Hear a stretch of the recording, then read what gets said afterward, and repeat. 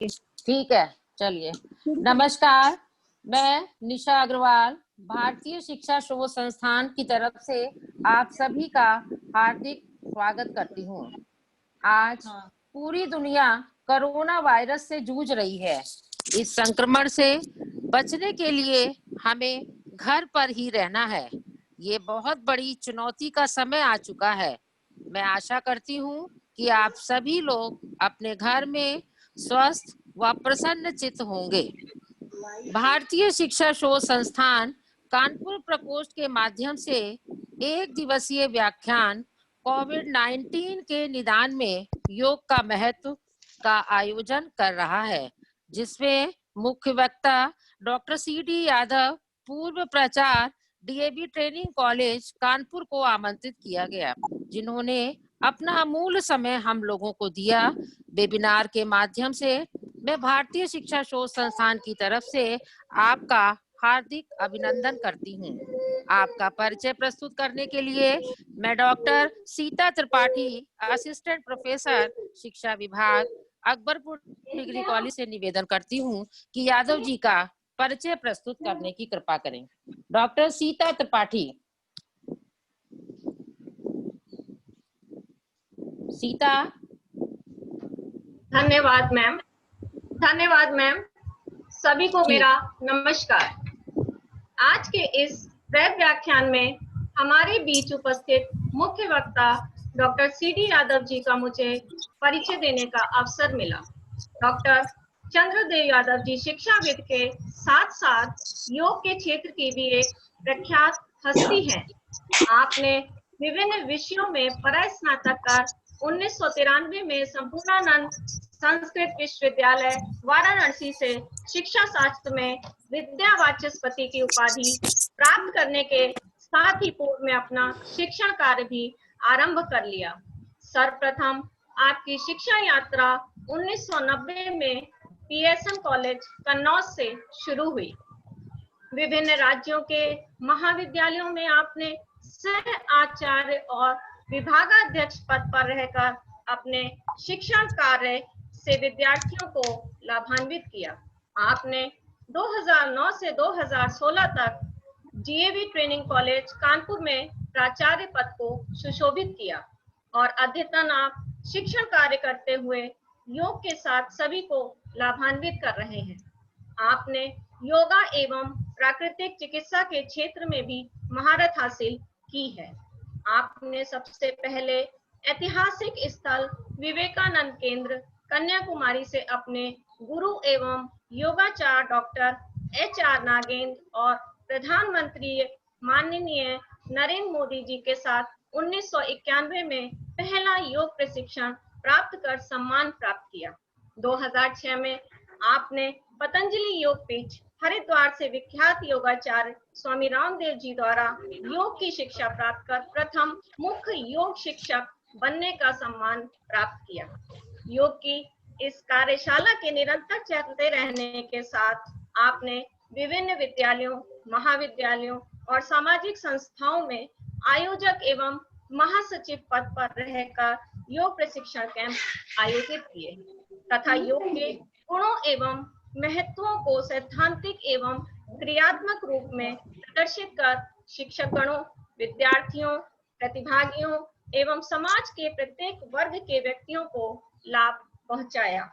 मैं एक बार पुनः अपने बीच उपस्थित मुख्य वक्ता डॉक्टर सी.डी. यादव जी का हार्दिक स्वागत करती हूँ, अभिनंदन करती हूँ। धन्यवाद।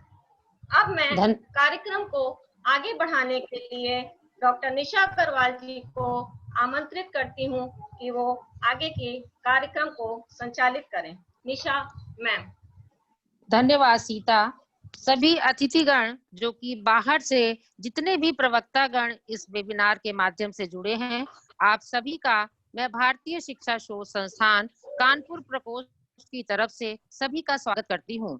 इस व्याख्यान में लखनऊ, दिल्ली, तकनीकी, विदेश से भी लोग जुड़े हुए हैं। गोरखपुर, मेरठ और लखनऊ से सब जगह से लोग जुड़े हैं। मैं उन सभी का हार्दिक अभिनंदन करती हूँ तथा डॉक्टर सी.डी. यादव जी को व्याख्यान हेतु आमंत्रित करती हूँ।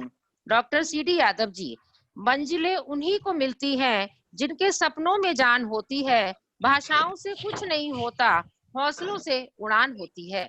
Doctor CD Yadav ji.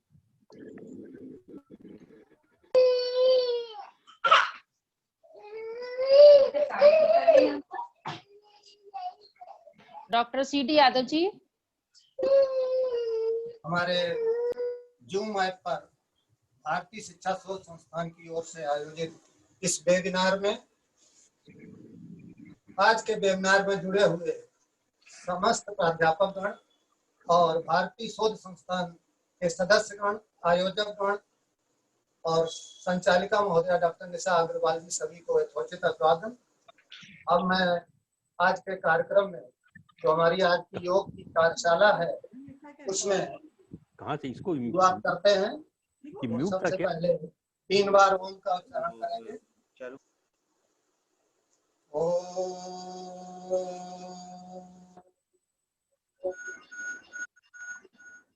Mute था।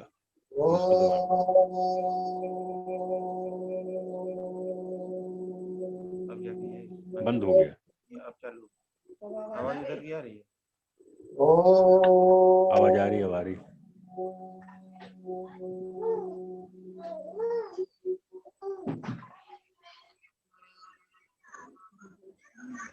सभी को आवाज पहुंच रही है?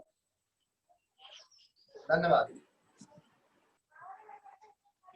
कोविड-19 में योग का महत्व जो विषय हमारे भारतीय शोध शिक्षा संस्थान द्वारा रखा गया है, मैं सभी का हार्दिक स्वागत और अभिनंदन करता हूं। और कोरोना वायरस की महामारी में हमारा देश भारत भी प्रभावित है, ऐसे में योग का अत्यधिक महत्व हो जाता है।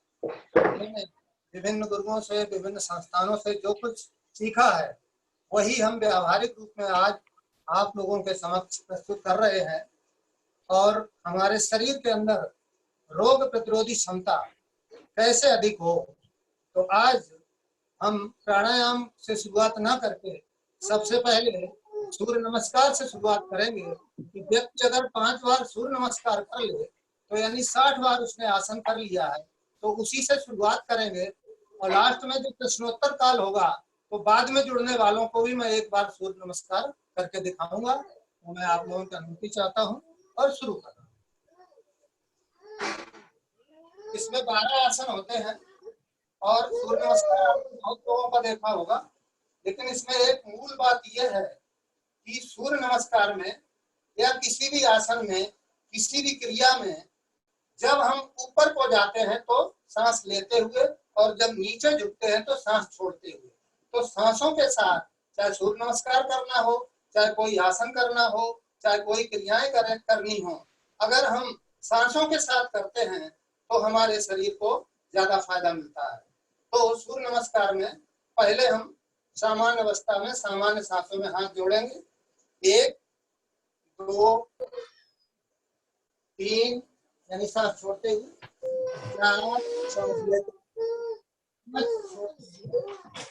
और सामान्य लेट जाएंगे, बीच का हिस्सा ऊपर रहेगा और फिर सांस लेते हुए भुजंगासन, फिर वापस आएंगे और पुनः उसी तरह वापसी होगी।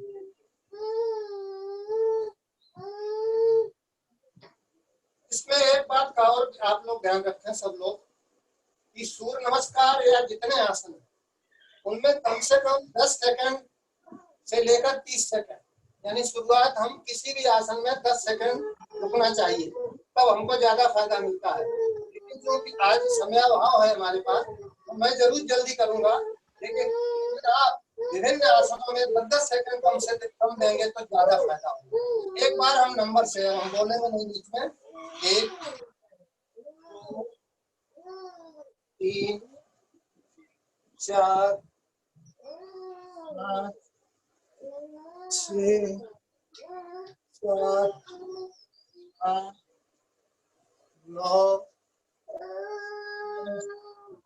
11 12 क्षमता और पूरा नर्वस सिस्टम सही की लंबाई बढ़ाने का, केवल बच्चों की लंबाई ही बढ़ती है, बच्चे से लेकर बुजुर्ग तक पूरा नर्वस सिस्टम, पूरा ब्लड का संचालन ताड़ासन के द्वारा बहुत अच्छा होता है। तो हम एक ताड़ासन करेंगे।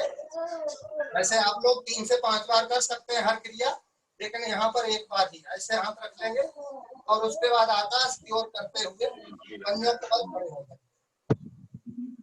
जितना देर आसानी से रुक सकते हैं, मैंने कहा कि 10 सेकेंड भी रुक सकते हैं, लेकिन आज समय अभाव है तो मैं कम रुकूंगा। ठीक है, एक बार और करके दिखा देते। ऐसे हाथ सर पे रख लिए और आकाश की तरफ हाथ ऊपर को करेंगे, खींचेंगे और पंजों के बल खड़े हो जाएंगे, धीरे धीरे वापस हो जाएंगे।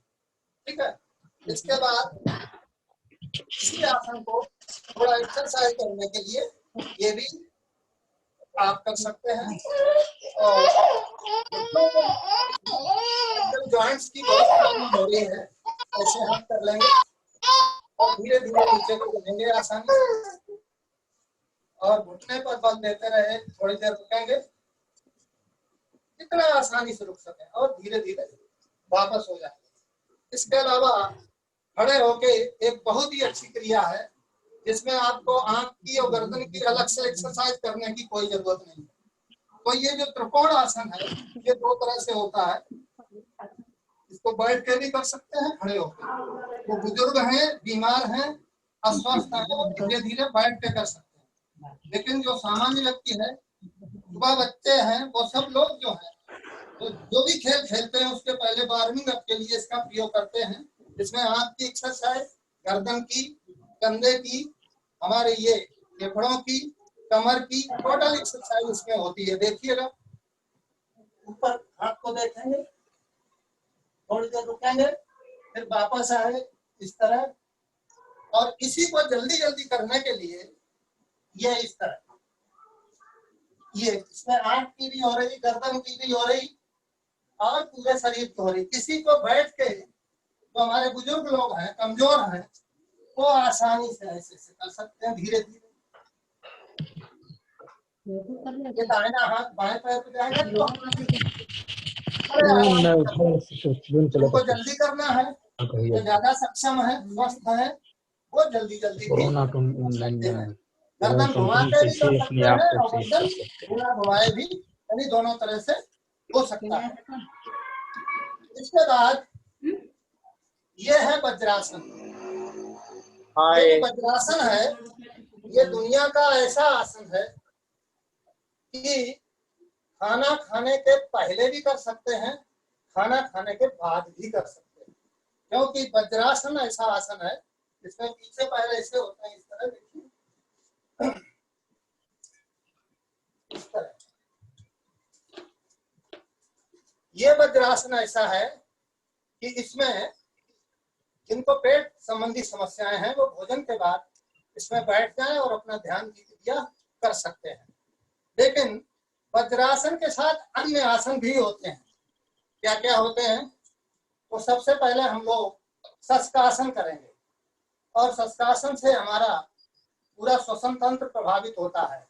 तो देखिए, ये स्वयं एक आसन है और इस आसन में ही कई आसन हो सकते हैं, तो वो मैं आपको करके दिखा रहा हूँ। ऊपर जाएंगे सांस लेते हुए, पहले ही बता दिया, और नीचे सांस छोड़ते हुए, और जब तक नीचे रहेंगे तब तक जो है हमारी सांस बाहर रहेगी, और जब ऊपर आएंगे सांस लेते हुए।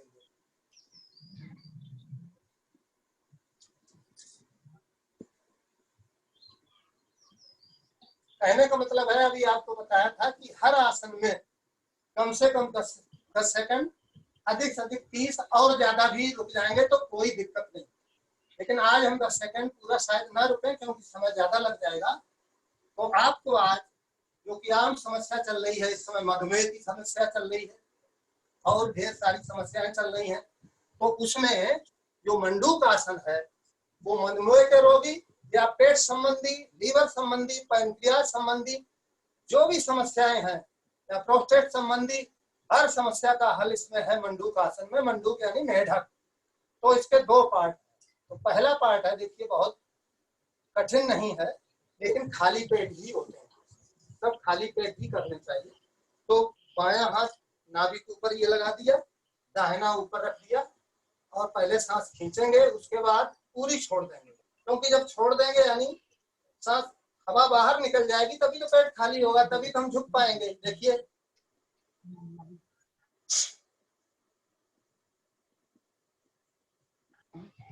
आगे, और जब तक आगे देखेंगे सांस बाहर ही रहेगी, सांस लेंगे नहीं। जब तक नीचे रहेंगे सांस बाहर रहेगी। वापस आने पे धीरे धीरे सांस को लेंगे, ठीक है। ये पहला पार्ट हुआ। दूसरा पार्ट थोड़ा कठिन है। अंगूठा अंदर, चारों उंगलियां ऊपर से, ये मुट्ठी बांध ली, नाभि के दोनों ओर रख लिया, ठीक है। और इसी तरह करेंगे। तो ये 3 से 5 और ज्यादा भी कर सकते हैं। जो शुगर के मरीज हैं वो ज्यादा कर सकते हैं। हम लोग सामान्य लोग जो है वो 3 बार या 5 बार डिसिप्लिन में डेली कर लें, बहुत अच्छा है।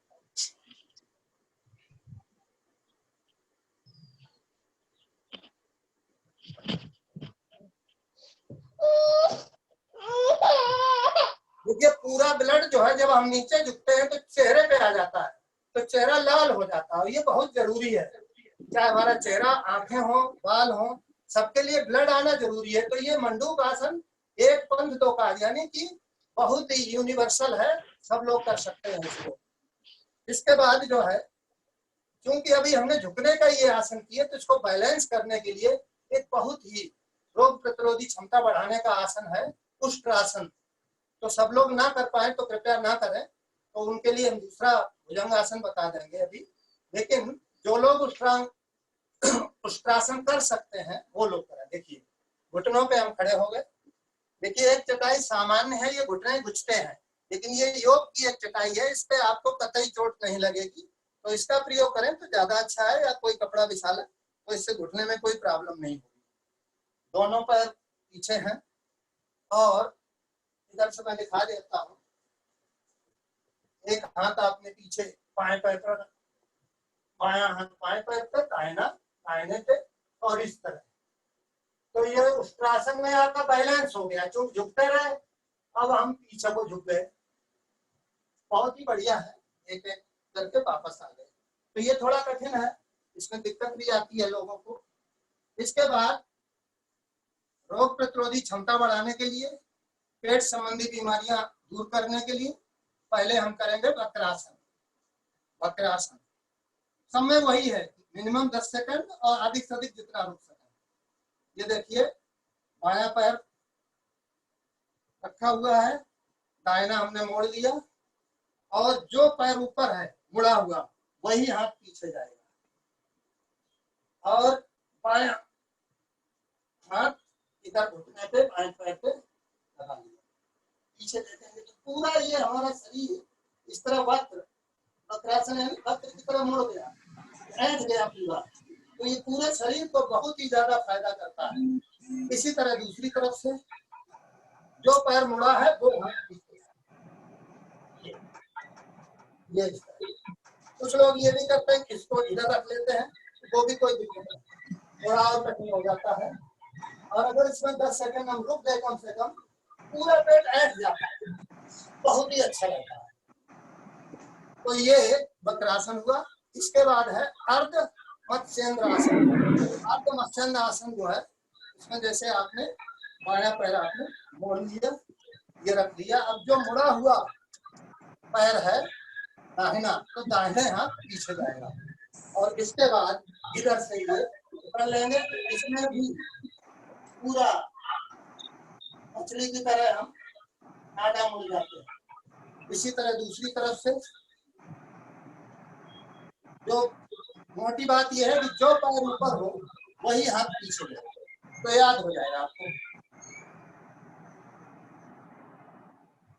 इसके बाद वज्रासन में आ जाएंगे। एक बहुत ही अच्छा आसन है हमारी रोग प्रतिरोधी क्षमता बढ़ाने के लिए, वो है गोमुख आसन। तो इसमें क्या करेंगे, अभी हम दोनों पैरों पर वज्रासन में बैठेंगे। तो ये दाहिने पे अभी हम बैठेंगे और बायां जो है वो इधर कर लेंगे इस तरह। अब जो पैर ऊपर है, ध्यान दीजिए, इस पे बहुत ही ध्यान देने की जरूरत है कि जो पैर ऊपर है कौन सा है, बायां, तो बायां ही हाथ ऊपर से पीछे मिला दीजिए और दाहिने को उससे पकड़ लीजिए। तो इसको मैं दिखा देता हूँ आपको। बायां ऊपर है तो बायां हाथ पीछे और इसको कुछ लोग नहीं पकड़ पाएंगे शुरू में, तो वो केवल ऐसे मिलाने की कोशिश करेंगे और धीरे धीरे जैसे एक्स्ट्रा चर्बी और कोलेस्ट्रॉल कम होता जाएगा वैसे वैसे आप पकड़ने लगेंगे। हम लोग क्योंकि अभ्यास है इसलिए हम लोग पकड़ लेते हैं। इसी तरह हम लोग पैर को बदल देंगे।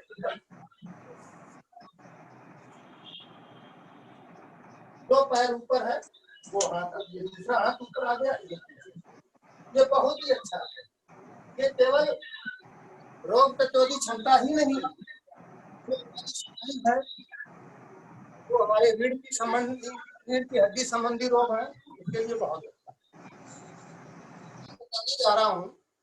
वो ये है कि मरकट आसन यानी बंदर जैसा आसन। तो जिनको पेट की समस्या है, सुबह पेट साफ नहीं होता है, वो अपना सुबह गुनगुनाए 1-2 गिलास जितना क्षमता अनुसार जितना पानी पी सकें, या इस समय गर्मी है सामान्य पानी भी पी सकते हैं।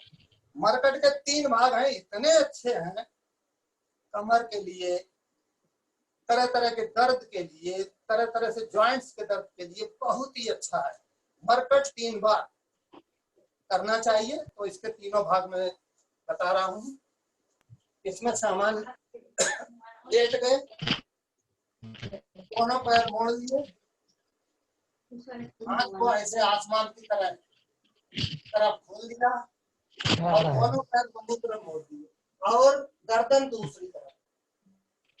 हमेशा याद रखिए कि इधर पैर पूरा शरीर बैठ जाता है। ये पानी पीने के कुछ देर बाद कर सकते हैं। और जिनको कोई समस्या नहीं है वो भी कर सकते हैं, क्योंकि ये कमर के लिए, कमर दर्द के लिए, पीठ के लिए, सबके लिए बहुत अच्छा है। इसका दूसरे भाग में हम करीब 1-1.25 फुट की दूरी कर देते हैं और फिर ऐसे मोड़ देते हैं। दूसरी तरफ देखें, फिर इनको पलट देंगे। अब इसका पंजा, इसका घुटना, ये 3-3 बार कर लेंगे। आपको मैं एक बार बता रहा हूँ। तीसरा पार्ट है, इनके क्रम भी चेंज हो जाए तो कोई बात नहीं, क्रम चेंज हो सकते हैं, कोई दिक्कत नहीं। इसमें बाईं टांग आपने 90 इंच मोड़ी, दाहिने हाथ से मिला दिया और गर्दन इस तरफ। बहुत बढ़िया आसन है। 90 इंच पे आके वापस, इसके बाद इधर करके ये आ गए,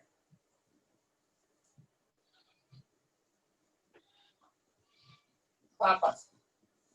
बहुत आसान है। 90 इंच मोड़ा, इधर मिला दिया, गर्दन दूसरी। कहने का मतलब ये है कि तीनों में आप जिधर पैर जाएगा उसके विपरीत जो है आपकी गर्दन जाएगी। ठीक है। अब लेट के कुछ आसन ऐसे हैं जो पीठ के बल लेट के हम करें तो हमारा अंदर का सिस्टम, यानी एक हार्डवेयर जो ऊपर का जो आसन क्रियाएं होती हैं और एक सॉफ्टवेयर जो अंदर के नाजुक अंग हमारे हैं, उनको फायदा देने के लिए पवन मुक्त आसन, एक पैर से और 2 पैर से। पवन मुक्त में एक बात हमेशा ध्यान रखिएगा, जब घुटना भी मोड़ेंगे तो सांस छोड़ते हुए। क्यों? क्योंकि पेट की जो हवा है वो बाहर निकलना। देखिए, जब मैंने मुंह से मिला दिया तो ये हवा बाहर निकल गई और जब तक मिलाए रहेंगे हवा बाहर रहेगी।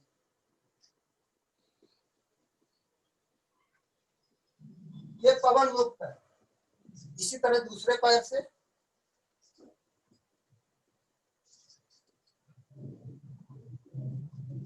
हमेशा याद रखिए कि जैसे ही मिलाया पूरी पेट की हवा नाक से बाहर निकाल दी, तभी तो पवन मुक्त होगा, यानी हवा वायु मुक्त हो जाएगी। ये 3-3, 5-5 बार कर लेंगे, फिर दोनों पैरों से ये।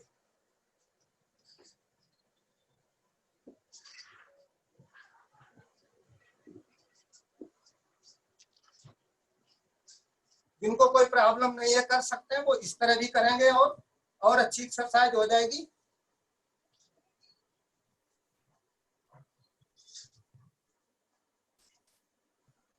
बेलन की तरह इस तरह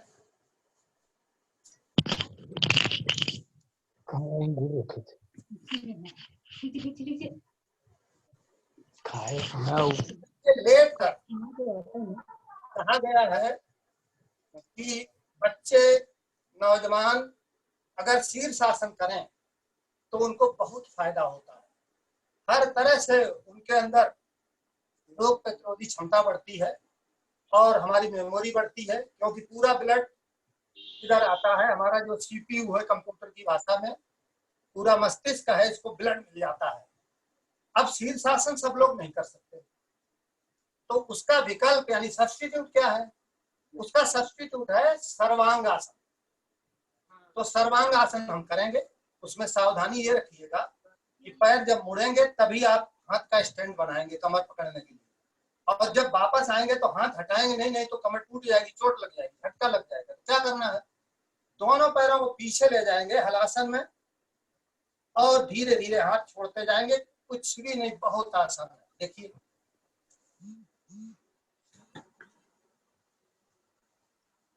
ये 90 अंश मुड़ गया और इसके बाद इधर गए और हमने ये स्टैंड बना।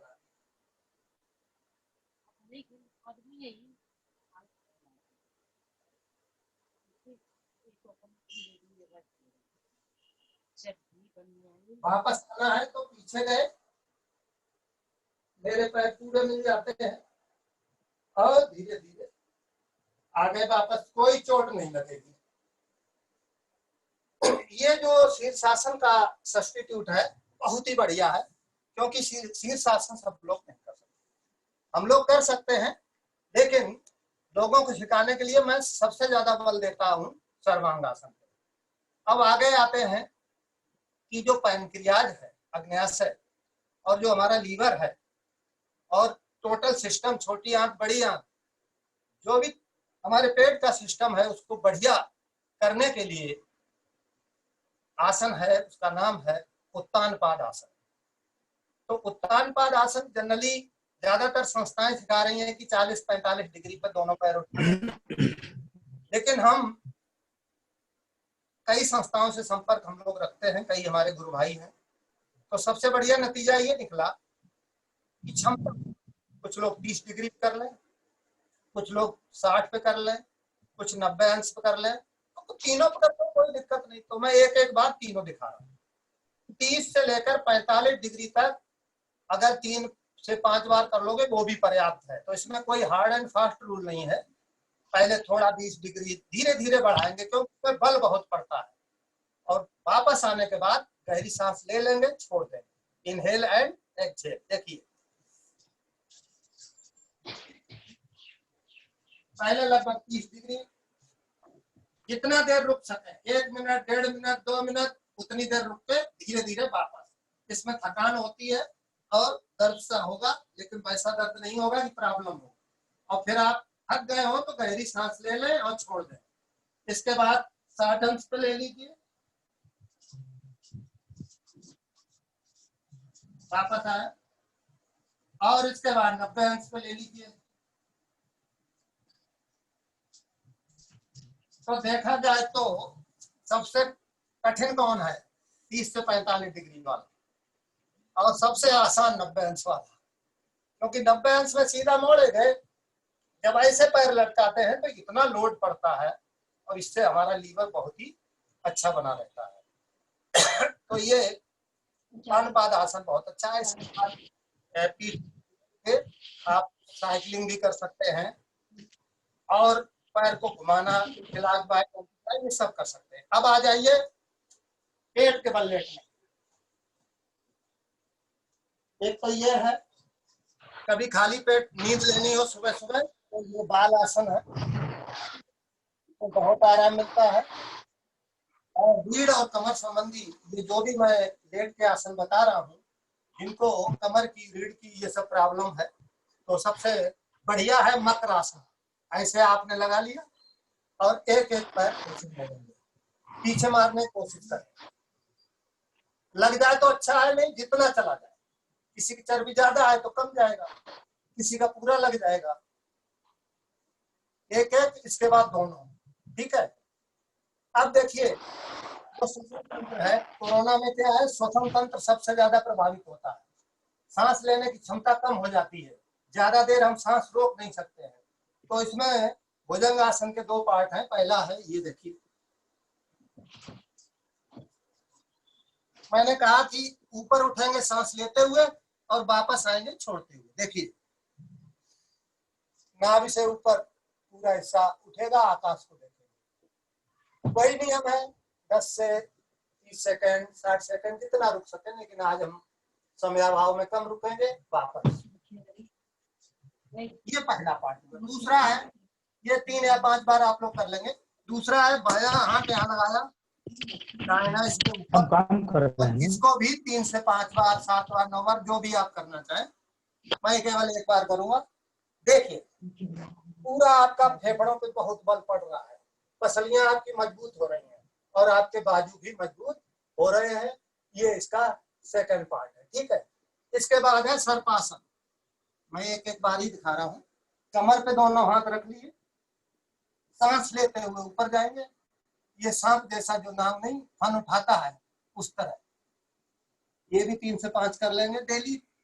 इसके बाद एक हाथ कमर पे ही रहेगा, एक आगे और विपरीत पैर ऊपर उठा देंगे। ये शलवासन का आंशिक भाग है, बहुत अच्छा है।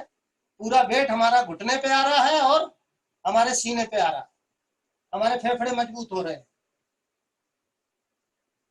फिर दूसरा हाथ बदल दिया, अब दाहिना हाथ आगे और बायां पैर पीछे पूरा। इससे भी रोग प्रतिरोधी क्षमता बहुत ज्यादा बढ़ती है। सभी लोग कर सकते हैं, कोई भी कर सकता है इसको।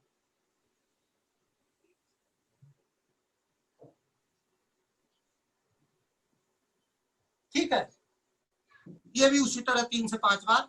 अब दोनों हाथ जांघों पे लगा लेंगे और शलवासन करेंगे इस तरह एक एक पैर से। इसमें हाथ आगे नहीं आएगा।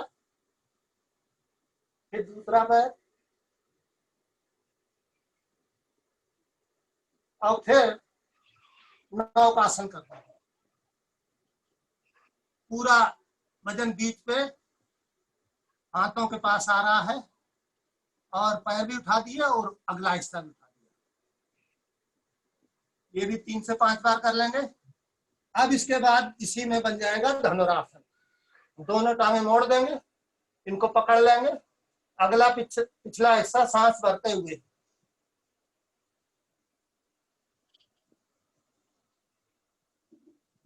बहुत बढ़िया है। ये सब रोग प्रतिरोधी क्षमता बढ़ाने वाले आपको अभी तक हमने बताए हैं। इसके बाद वापस आ जाएंगे। अब हम आपको कुछ सूक्ष्म व्यायाम बता रहे हैं, जो जितने जॉइंट्स हैं उंगलियों के, यहाँ ये टोटल सबका सूक्ष्म व्यायाम कोई भी कर सकता है, बुजुर्ग भी कर सकते हैं, आसानी से कर सकते हैं। तो देखिए, पैरों को ऐसे कर लेंगे, हाथ ऐसे कर लेंगे, आगे को, पीछे को, आगे को, इस तरह जितना कर सकते। सांसों के साथ भी कर सकते हैं। आगे गए सांस छोड़ते हुए, पीछे आए सांस भरते हुए, आगे छोड़ते हुए भरते हुए। ये इसके बाद ये दोनों जोड़कर क्लॉकवाइज और एंटी क्लॉकवाइज 5-5 बार, ज्यादा बार भी घुमा सकते हैं। एक अनुशासन में रखने के लिए 3 या 5 बार बोला जाता है। आप कम ज्यादा कर सकते हैं, लेकिन वो डिसिप्लिन हमारे जीवन में है। अब क्या है कि बहुत से लोग इंडियन स्टाइल टॉयलेट में बैठ जाते हैं तो ना उठने में बड़ी दिक्कत होती है। तो तुरुआ बैठे और उसके बाद उठे तो बहुत दर्द होता है। तो इसके लिए घुटने वाला ये जरूर करें, धीरे धीरे आराम से करें। अब हम लोग डेली करते रहते तो बहुत जल्दी भी हो जाता है, उस पर आप ध्यान इतना नहीं दीजिए। लेकिन ये है किसी को चर्बी ज्यादा है तो वो हाथ लगाते ही ऐसे बोलते, अगर दिक्कत हो रही है तो ऐसे भी कर सकते। ठीक है, अब हम लोगों को आदत है। इसके बाद कभी हम जूता चप्पल पहन के रेलवे लाइन क्रॉस कर रहे हैं, गिट्टी पड़ी, इसमें मोच आ जाती, फ्रैक्चर हो जाता। कभी नहीं होगा। क्यों? कि पहले हम ये एक्सरसाइज बता रहे हैं आपको सांसों के साथ। देखिए ऊपर गए सांस लेते हुए, नीचे आए छोड़ते हुए, सांसों के साथ सूक्ष्म व्यायाम करेंगे, ज्यादा फायदा होगा। इसके बाद इस पैर को क्लॉकवाइज और एंटी क्लॉकवाइज हम लोग घुमा लेंगे। कभी आपको फ्रैक्चर नहीं होगा, क्योंकि आप डेली उसको इतना घुमा देते हैं तो चाहे जैसा मुड़ जाए, जूता चप्पल पहने हो कैसा भी मुड़ जाए टूटेगा नहीं, पक्का बता रहे हैं, डेली करना है। इसके बाद ये पैर चढ़ा लिया, इसको ऐसे कर लिया, तो 5 बार ये भी कर लिया धीरे धीरे सांसों के साथ, और इसको ये घुमा लिया। अब हमारे पेशाब संबंधित रोगों के लिए, बच्चे रात में पेशाब कर देते हैं या प्रोस्टेट पुरुषों में होती है, महिलाओं के पेशाब संबंधी रोग के लिए ये तितली उड़ाना, बटरफ्लाई, ये बहुत अच्छा है, आराम से जितनी देर आसानी से कर सकें। बहुत से शिविरों में मैंने देखा इसको करने में लोग हंसते हैं, बड़ा मजा आता है। इसके बाद चक्की का आसन है, तो चक्की में यह ध्यान रखिए ये ना मुड़े, जैसे आप ऐसे गए तो पीछे उतना झुक जाइए, आगे जाएंगे ये मतलब मुड़ेंगे तो फिर कोई मजा नहीं है। सीधा ऐसे गए गोल गोल, पीछे झुक जाइए, आगे चले जाइए, तो ये जो लोड पड़ रहा है ये चर्बी हमारी कम होती है, पेट हमारा रुई की तरह नरम होता है डेली अगर करेंगे। देखिए कितना कितना लोड पड़ रहा है, ये फिर उल्टा कर लेंगे, तो ये जो मांस है, ये जो मांसपेशियां हमारी हैं, इनकी एक्सरसाइज होती है। ठीक है, तो इसका हो गया। अब आइए, ये मैंने आईआईटी से सीखा है, जो पार्किंसन रोग होता है, कंपन, हाथ ऐसे से कांपने लगते हैं लोगों के, तो उसके लिए डेली हम दिन में चाहे जब टाइम मिले, खाली पेट जब योग करते तब भी कर सकते हैं। हाथों को बाहर खींचेंगे, खींचते रहेंगे 5 उंगलियों को, और धीरे धीरे धीरे धीरे 90 अंश तक इनको लाएंगे, बाहर खींचते हुए। ऐसा लगता है कि एकदम हम बाहर, कोई हमें खींच रहा है दोनों हाथ। ये आप 1 बार 2 बार 3 बार जब चाहे दिन में भी कर सकते हैं ये। ठीक है, अब इसके बाद ये उंगलियां, यानी एक एक ज्वाइंट का, यानी शरीर के एक एक ज्वाइंट्स का जब व्यायाम हो जाएगा तो फिर बीमारी पास नहीं आएगी, कहीं दर्द नहीं होगा। ऐसे घुमा लो, ऐसे घुमा लो, दूसरे हाथ घुमा लो। अब इसका ये 5 बार कर लिया, ये कर लिया। अब इसका देखिए, इसमें ध्यान ये रखें कि ये इधर आए तो ये कोहनी मिलनी चाहिए, तब गोल गोल होगा। ये सीधा कर लिया एक बार, फिर उल्टा, ये तो 5-5 बार ये भी कर सकते हैं। ठीक है, इसके बाद हमारी बाजू खूब मजबूत हो जाए तो इसके लिए देखिए, ऐसे ये पकड़ लिया, इधर से ये पकड़ लिया, गर्दन सीधी पीछे गए और इधर रस्सा कसी कर रहे हैं, सांस खींचते हुए, सांसों के साथ सांस को ऊपर लेते हुए पूरी रस्सा कसी कर रहे हैं, गर्दन बिल्कुल सीधी, और इसके बाद छोड़ देंगे, सांस भी छोड़ देंगे, और फिर इस तरफ फिर छोड़ देंगे सांस। चेहरा एकदम लाल हो जाता है, तो आपको हाथ में, कंधे में कहीं दर्द हो रहा है, इसके बाद ये कंधे वाली आराम, हर चीज आराम से करना है। शुरू में हम लोग डेली करते रहते तो कोई दिक्कत नहीं, उल्टा कर लिया।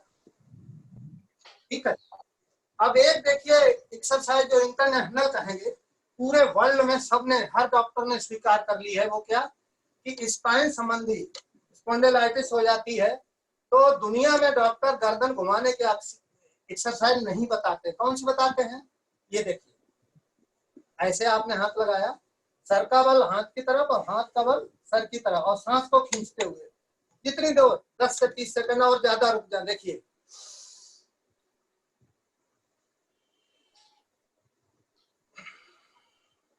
सांसों के साथ, मैंने बहुत लोगों को देखा वो सांसों के साथ नहीं बताते। सांस का फायदा होता है, ये हमने पूरे देश में घूम के देखा है। देखिए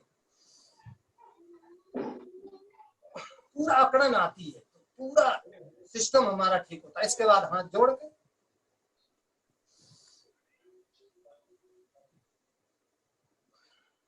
फिर पीछे से,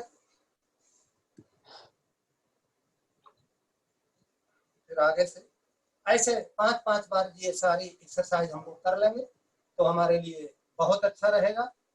अब आ जाते हैं हम सीधे सीधे प्राणायाम पर। आप लोगों को सुख भी होंगे कि अभी तक प्राणायाम नहीं बताए गए हैं, तो एक बात का ध्यान रखिएगा, जब भी बाग बगीचे कहीं पर भी करें, कोशिश यही करें कि हमारा जो आसन है वो ताप का कुचालक हो। जैसे हमने चटाई बिछाई, योग वाली चटाई बिछा ली, ताप का कुचालक हो गया। लकड़ी के आसन कर सकते हैं, सूखे पेड़ पे कर सकते हैं, कहीं खाली बैठे हैं। तो नंगी जमीन पे क्या होता है, अर्थिंग हो जाती है। सब लोग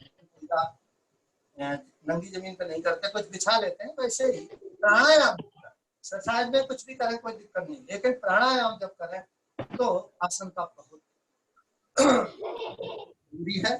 तो इसमें हम लोग किस आसन में बैठ के करें? जिनको घुटने की प्रॉब्लम है वो कुर्सी, सोफा पे, सोफा तो नहीं अच्छा रहता है, लेकिन हार्ड कुर्सी है, तखत है, उस पे बैठ के पैर लटका के कर सकते हैं सारे प्राणायाम। लेकिन उनको दिक्कत नहीं है तो वो या तो सुखासन में करे, ज्यादा चर्बी है, दिक्कत है, वो सिद्धासन या पद्मासन में नहीं बैठ पाते हैं, तो हम लोग ज्यादातर सिद्धासन में ही सिखाते हैं। बहुत से लोग बहुत सिद्धस्त है वो पद्मासन में, क्योंकि पद्मासन में क्या है, कुछ देर बाद दर्द होने लगता है।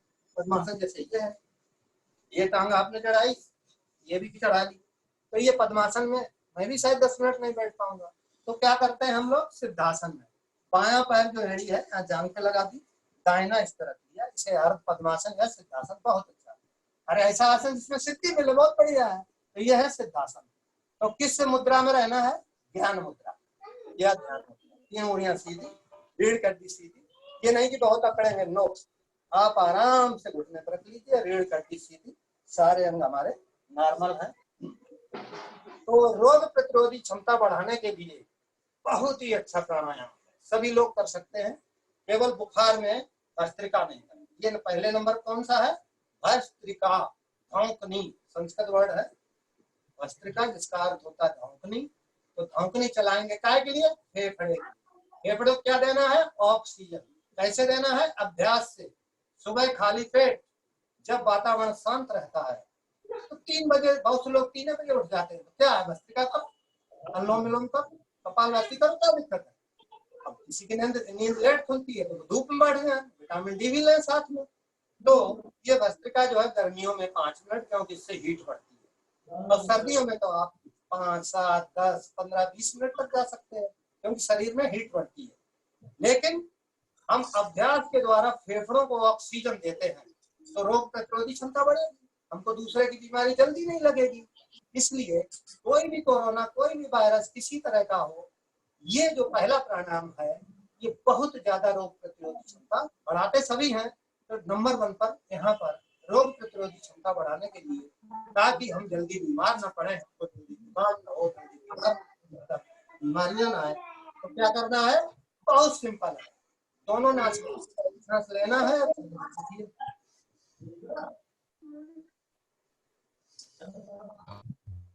जब आप सांस लेते हैं तो फेफड़े फूल जाते हैं, जब आप छोड़ते हैं फेफड़े अपनी जगह आ जाते हैं। बहुत आसान है।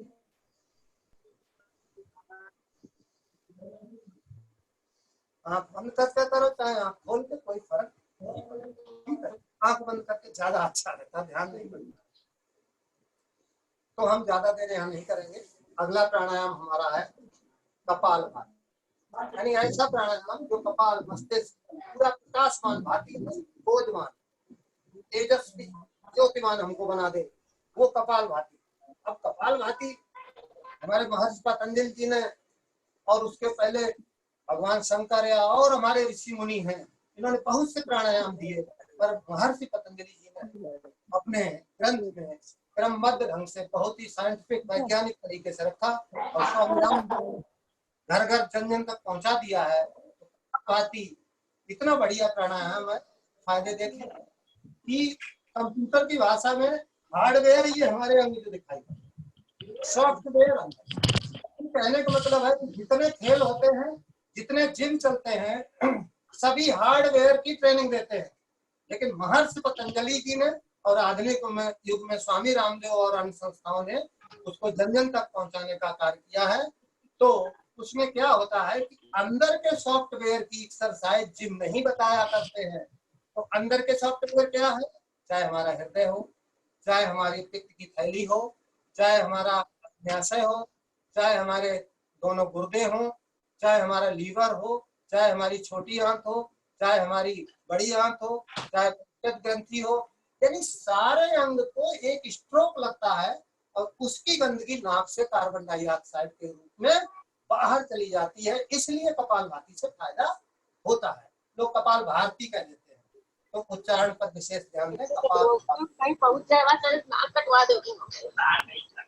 अब देखिए, जो कपालभाति नहीं करना, क्योंकि ये कठिन है और ये वैसे ही है जैसे university vice chancellor, college principal, तो इसका बहुत महत्वपूर्ण स्थान है। तो इसको मैं सरल रूप में आपको सिखाना चाहता हूँ। जो बिल्कुल स्लो लर्नर है या अभी तक किया नहीं है कपालभाति, उनके लिए क्या है, जैसे मान लो बायां हाथ है, आप ध्यान मुद्रा में है, तो ये नाभि के चारों ओर रखिए। और पहले हमने बहुत डॉक्टर लोगों को देखा करते हुए, उनको भी दुर्भाग्य, बेचारे दिन भर ऑपरेशन कर रहे, दवाइयां दे रहे, उन्हें नहीं मालूम, तो उनको मैंने सिखाया, तो वो गलत कर रहे हैं। नहीं करना चाहिए, तो किसी शिक्षक से ही ज्ञान लेना चाहिए। तो कपालभाति क्या है, आप ऐसे करिए, स्ट्रोक मारेंगे तो इधर से हवा निकलेगी। लेने पे कभी कपालभाति में सांस लेने पे ध्यान नहीं देना है, फेंकने पे ध्यान देना। देखना, स्ट्रोक मार के तुरंत छोड़ देना। देखिए, और आगे बढ़ाते, आवाज पहुंचे आपके तक। बहुत बढ़िया। यानी जब स्ट्रोक अंदर जाएगा तो अंदर की हवा इधर झटके से निकलेगी, लेने पे ध्यान नहीं देंगे, फेंकने पे। तो अंदर के जो वेस्टेज है हमारे अंगों में, अपने आप जो हमारा कोलेस्ट्रॉल बढ़ रहा है, जो हमारी चर्बी बढ़ रही है, जो वेस्टेज पड़े हुए हैं, वो सब इससे वैसे ही निकल जाते हैं जैसे कुंटलों लकड़ी जलाने पर सारा वातावरण में सारे तत्व विलीन हो जाते हैं, वैसे ही इसमें जो फालतू चीजें पड़ी हुई हैं, खाना हमारा ठीक से डाइजेस्ट नहीं हो रहा है। कपालभाति आप 10 मिनट, 15 मिनट, 20 मिनट धीरे धीरे बढ़ाएंगे, करने लगेंगे तो सारा खाया पिया सब हजम, बहुत अच्छी भूख लगेगी। जब हम लोगों ने ट्रेनिंग की तो बहुत भूख लगती थी। तो ये कपालभाति जो है, जो कर लेते हैं उनके लिए सिंपल है। मैं कहता हूँ जो सामान्य आदमी है, क्षमता अनुसार 1 सेकंड में, 2 सेकंड में एक बार, जैसी जिसकी क्षमता देती है।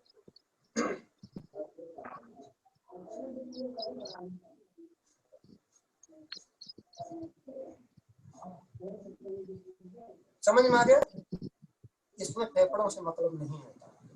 फेफड़े के अंदर हमारा हार्ट रखा हुआ है इधर, यहाँ पर, और जो अंग है उन पर स्ट्रोक लगता है, और वो स्ट्रोक जो है जितना वेस्टेज पड़ा हुआ है सब निकल जाता है। और बिल्कुल रुई की तरह ये नरम हो जाती है, चमड़ी नरम हो जाती है, पेट मुलायम हो जाता है, पेट साफ हो जाता है। तो ये कपालभाति बहुत अच्छा है। और 5 मिनट से शुरुआत करें, 10 से 15, 15 से फिर 20 मिनट, कम से कम 20 मिनट अगर करेंगे तो बहुत ज्यादा फायदा मिलेगा। लेकिन प्रतिदिन 10 मिनट इसे अवश्य करें। अगला प्राणायाम हमारा है अनुलोम विलोम। एक बात ध्यान रखें कि जैसे कॉलेज प्रिंसिपल और वाइस प्रिंसिपल, कपालभाति अगर प्रिंसिपल है तो अनुलोम विलोम वाइस प्रिंसिपल। तो वाइस प्रिंसिपल की भी जिम्मेदारी होती है, क्योंकि प्रिंसिपल का हाथ बढ़ाता है और प्रिंसिपल की अनुपस्थिति में उसके सारे काम। कहने का मतलब महिलाएं हैं वो कपालभाति नहीं करेंगे, बहुत छोटे बच्चे हैं कपालभाति नहीं करेंगे, सूजन है वो कपालभाति नहीं करेंगे। तो वाइस प्रिंसिपल से काम ले लो ना अनुलोम विलोम से। तो अनुलोम विलोम कैसे करेंगे? क्योंकि अनुलोम विलोम में क्या होता है, पूरे शरीर को हम क्या लेते हैं, ऑक्सीजन, और ब्लड को अधिक से अधिक अगर हम ऑक्सीजन देंगे तो हम स्वस्थ रहेंगे, रोग प्रतिरोधी क्षमता हमारी बढ़ेगी, हमको बीमारियां नहीं होंगी। जितनी बीमारियों के नाम है, चाहे वो असाध्य रोग हो, कोई भी रोग हो, सब इससे ठीक होते हैं। तो अनुलोम विलोम के लिए सबसे बढ़िया तरीका है अनामिका और अंगूठा। एक और अंगूठा दाहिनी तरफ और बाईं तरफ अनामिका, दाहिना हाथ ले लेंगे। अगर किसी को दिक्कत है तो बाएं हाथ से भी कर सकते हैं, लेकिन दाहिने से ज्यादा हम लोगों को सहूलियत लगती है। बचपन से लिखने पढ़ने सभी काम हम दाहिने से करते हैं, खाने पीने का। तो देखिए इसमें क्या है कि दाहिना बंद किया, बाएं सांस लिया और इधर से छोड़ दिया, जिससे छोड़ा उसी से फिर लिया और दूसरे से निकाल दिया। मोटी बात अनुलोम विलोम में क्या है, जिससे सांस लेना दूसरे से निकालना, और जिससे निकालना उसी से फिर लेना, और हमेशा दूसरे से निकालना, और जिससे निकालना उसी से। देखिए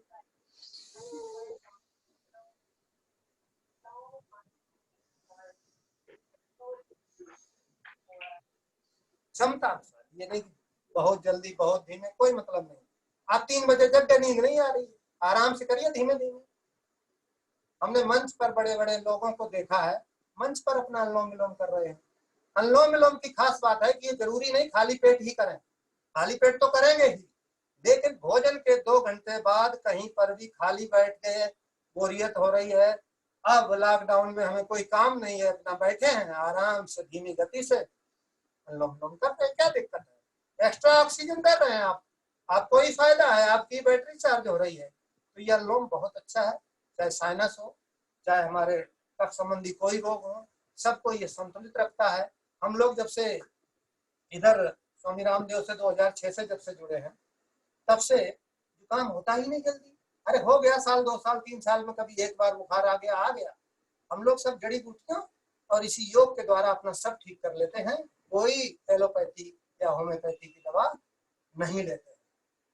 तो ये हो गए हमारे भस्त्रिका, कपालभाति और अनुलोम विलोम। एक बात जो मैं बताना चाहता हूँ वो ये कि कपालभाति में बहुत से लोग थक जाते हैं और ये गुर्दों में दर्द होने लगता है। तो जो गुर्दों में दर्द होने लगता है तो उसके लिए ये है कि कपालभाति में थक गए तो अनुलोम विलोम, और अनुलोम विलोम में हाथ दर्द करने लगा तो कपालभाति, दोनों को एक्सचेंज कर सकते हैं, क्योंकि बाद में आप प्रश्न भी पूछ सकते हैं। तो मैं पहले ही बता दे रहा हूँ कि दोनों को आपस में चेंज कर सकते हैं और एक औसत कर लो कि कम से कम 10-10 मिनट तो हो ही जाए। इसके बाद अगला हमारा जो चौथा प्राणायाम है वो बाह्य प्राणायाम है। वो भी हमारी रोग प्रतिरोधी क्षमता के लिए और हमारे अंगों को मजबूत करने के लिए, चाहे हमारे गले और थायराइड के रोग हों, चाहे हमारे पेट संबंधी कब्ज, एसिडिटी, दुनिया भरे के रोग हों, और चाहे हमारे गुप्त रोग हों, पेशाब संबंधी रोग हों, क्योंकि ये 3 बंधों के साथ होता है। त्रिबंध यानी 3 बंध। कौन कौन? ये थोड़ी को यहाँ लगा देंगे जालंधर बंध, पेट को पिचका लेंगे उद्दीयान बंध, और नाभ के निचले हिस्से को ऊपर सिकोड़ लेंगे, उसे क्या कहेंगे? मूल बंध। तो जब आप ये डेली करोगे तो ना कभी जीवन में पथरी बनना है। जो योग करेगा, समय पे पानी पिएगा, पथरी वथरी कभी नहीं बनेगी। लेकिन ये सब चीजें हमें नियमित करनी है। तो आप योग निद्रा में बैठ जाइए, गहरी सांस लेंगे और पूरी निकाल लेंगे और तीनों बंद लगा देंगे, और आसानी से 5 मिनट, 30 सेकंड, 1 मिनट, 1.5 मिनट, जितना देर रुक सके। और इससे एक और फायदा आपको बता दूं कि जब हम समाज में मोटरसाइकिल, स्कूटर, साइकिल, पैदल कहीं भी निकलते हैं, बस में, ट्रेन में, कहीं बहुत गंदगी होती है, तो वहां पर क्या होता है? बदबू आती है। तो आप क्या करेंगे? इसके अभ्यास से आप सांस को 1 मिनट रोक लेंगे, आपका वाहन या आप स्वयं आगे पहुंच जाएंगे, बदबू नहीं आएगी, कोई विषाणु हमारे अंदर नहीं जाएगा। ये भी एक फायदा है इससे। देखिए,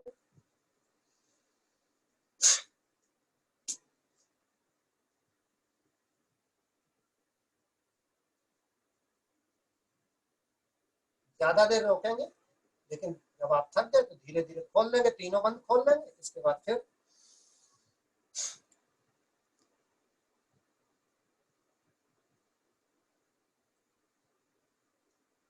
ठीक है, 3 से 5 और ज्यादा कर सकते हैं, बहुत अच्छा है। यानी गले संबंधी रोग, चाहे थायराइड हो, चाहे अन्य गले की सांस लेने की समस्या कुछ भी हो, पेट की समस्या हो, और पेशाब संबंधी हमारे रोग हो, उनके लिए ये बहुत ही अच्छा है। क्या नाम है इसका? बाह्य प्राणायाम। बाह्य प्राणायाम इसलिए नाम है क्योंकि सांसों को बाहर हम थोड़ी देर के लिए रोक देते हैं और बिल्कुल पेट खाली हो जाता है, और खाली हो जाता है उसमें बंद लगा देते हैं, तो हमको बहुत ज्यादा, जैसे उपवास में फायदा होता है, वैसे ये सांसों का उपवास थोड़ी देर के लिए है। क्षमता अनुसार जितनी देर हम रोक सके उतना देर रोक सकते हैं। ठीक है, अब आएंगे हम लोग 5वें प्राणायाम पर, और उसका नाम है भ्रामरी।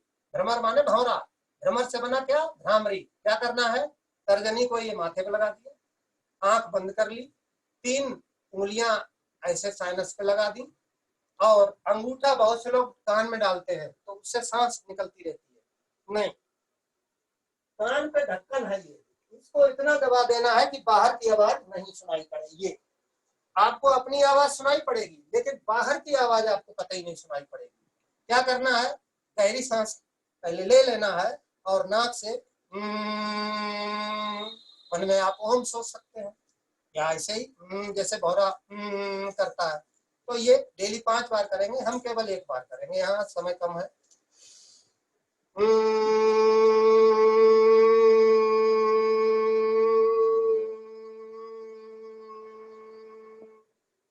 फायदा क्या होता है? मैंने कहा कि जो हमारा योग का पैकेज है उसमें शरीर का ऐसा कोई अंग बचता ही नहीं है जिसका अभ्यास और प्राणायाम न हो जाए। तो इसमें ये हमारे सीपीयू की तो बहुत जरूरत है? शरीर को स्वस्थ कर लिया तो मस्तिष्क स्वस्थ हो गया, और मस्तिष्क के लिए अगर वाइब्रेशन दे दिया तो हम और जल्दी स्वस्थ हो जाएंगे और हमारी मेमोरी पावर बढ़ेगी। तो भ्रामरी करने से बहुत ज्यादा फायदे हैं, चाहे हमारी याददाश्त की बात हो, चाहे हमको डिसीजन लेने की पावर हो, चाहे हमारे धैर्य धारण करने की क्षमता हो, ये प्राणायामों के द्वारा बहुत ज्यादा बढ़ती है। तो ये है भ्रामरी। और अगला है उद्गीत, यानी ओम का सस्वर उच्चारण। अलग अलग संस्थाएं कुछ आ, उ और मा, जो तीन शब्द अक्षर होते हैं, वर्ण होते हैं, उनका अलग अलग भी करवाते हैं, लेकिन यहाँ हम लोग सीधा ओम का उच्चारण, बाद में माँ होंठ मिल जाते हैं, भ्रामरी ओपन भ्रामरी हो जाती है। यहाँ पर हम 3 बार करेंगे। ओम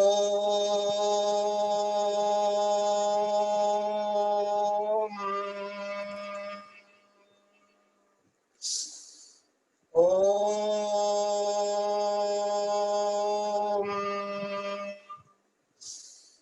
ओम।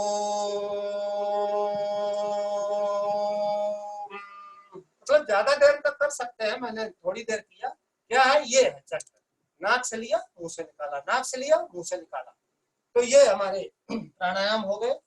और 6 हो गए, भस्त्रिका, कपालभाति, अनुलोम विलोम, वायु प्राणायाम, भ्रामरी, उद्गीत। और 7वां है प्रणव। तो प्रणव तो यहाँ उतनी देर नहीं हो सकता है, तो आप सुबह शाम जो संध्या काल होता है उस समय कर सकते हैं, भोजन के बाद सोने से पहले भी कर सकते हैं, और सवेरे आप उठ के भी कर सकते हैं। यानी ध्यान, तो ध्यान इतनी आसान चीज नहीं है, मैं भी उसमें घुस रहा हूँ धीरे धीरे। और आगे एक सेमिनार या वेबिनार जो भी आगे समय मिलेगा, मैं चक्र थेरेपी और एक्यूप्रेशर और ध्यान का एक अच्छा सेमिनार, एक हमारे गुरु भाई हैं, बहुत विद्वान हैं, मैं आप लोगों के सहायता से उसको भी संपन्न कराने का प्रयास करूंगा। तो प्रणव में सीधे बैठ गए, सांसों पे ध्यान दिया, और कोई जिसकी भी आप पूजा करते हो उस पर ध्यान दे सकते हैं, ज्योति पर ध्यान दे सकते हैं, सूर्य पर, जिसको भी आप मानते हो, और बार बार अपनी सांसों पर ध्यान देंगे या उस प्रतीक पर ध्यान देंगे। अच्छे बुरे विचार कभी कभी आने जाने दीजिए, और लेकिन ध्यान बार बार केंद्रित करेंगे। धीरे धीरे इतना अभ्यास हो जाएगा कि उल्टे सीधे किसी तरह के समस्यात्मक विचार आना जाना बंद हो जाएंगे। इसमें मेरी रिक्वेस्ट आपसे है कि मैं भी उस ओर घुस रहा हूँ, आप लोग भी घुसेंगे, तो इस ध्यान की प्रक्रिया से ये इतिहास गवाह है कि लोगों को फायदा हुआ, हमें आपको भी फायदा होगा। तो ये संक्षेप में प्राणायाम थे। इसके बाद कर्ण रोगांतक, कान के रोग का अंत करने वाला केवल एक बताऊंगा, बाकी के नाम बता देंगे जो आगे हम बताते रहेंगे। वो कर्ण रोगांतक ऐसे है कि नाक से सांस भर लेंगे, मुंह बंद रहेगा, और जैसे गंगा जी में डुबकी लगाते हैं, नाक बंद कर लेंगे, सांस अंदर रहेगी, कान के पर्दे पर वो टक्कर मारेगी। तो इससे क्या है कि कान की बीमारियां नहीं होंगी, और ठेठ अपने आप महीने 15 दिन में निकलती रहेगी। हम कपड़े से नहाते समय सूती कपड़े से साफ कर सकते हैं, ठीक है। तो ये देखिए,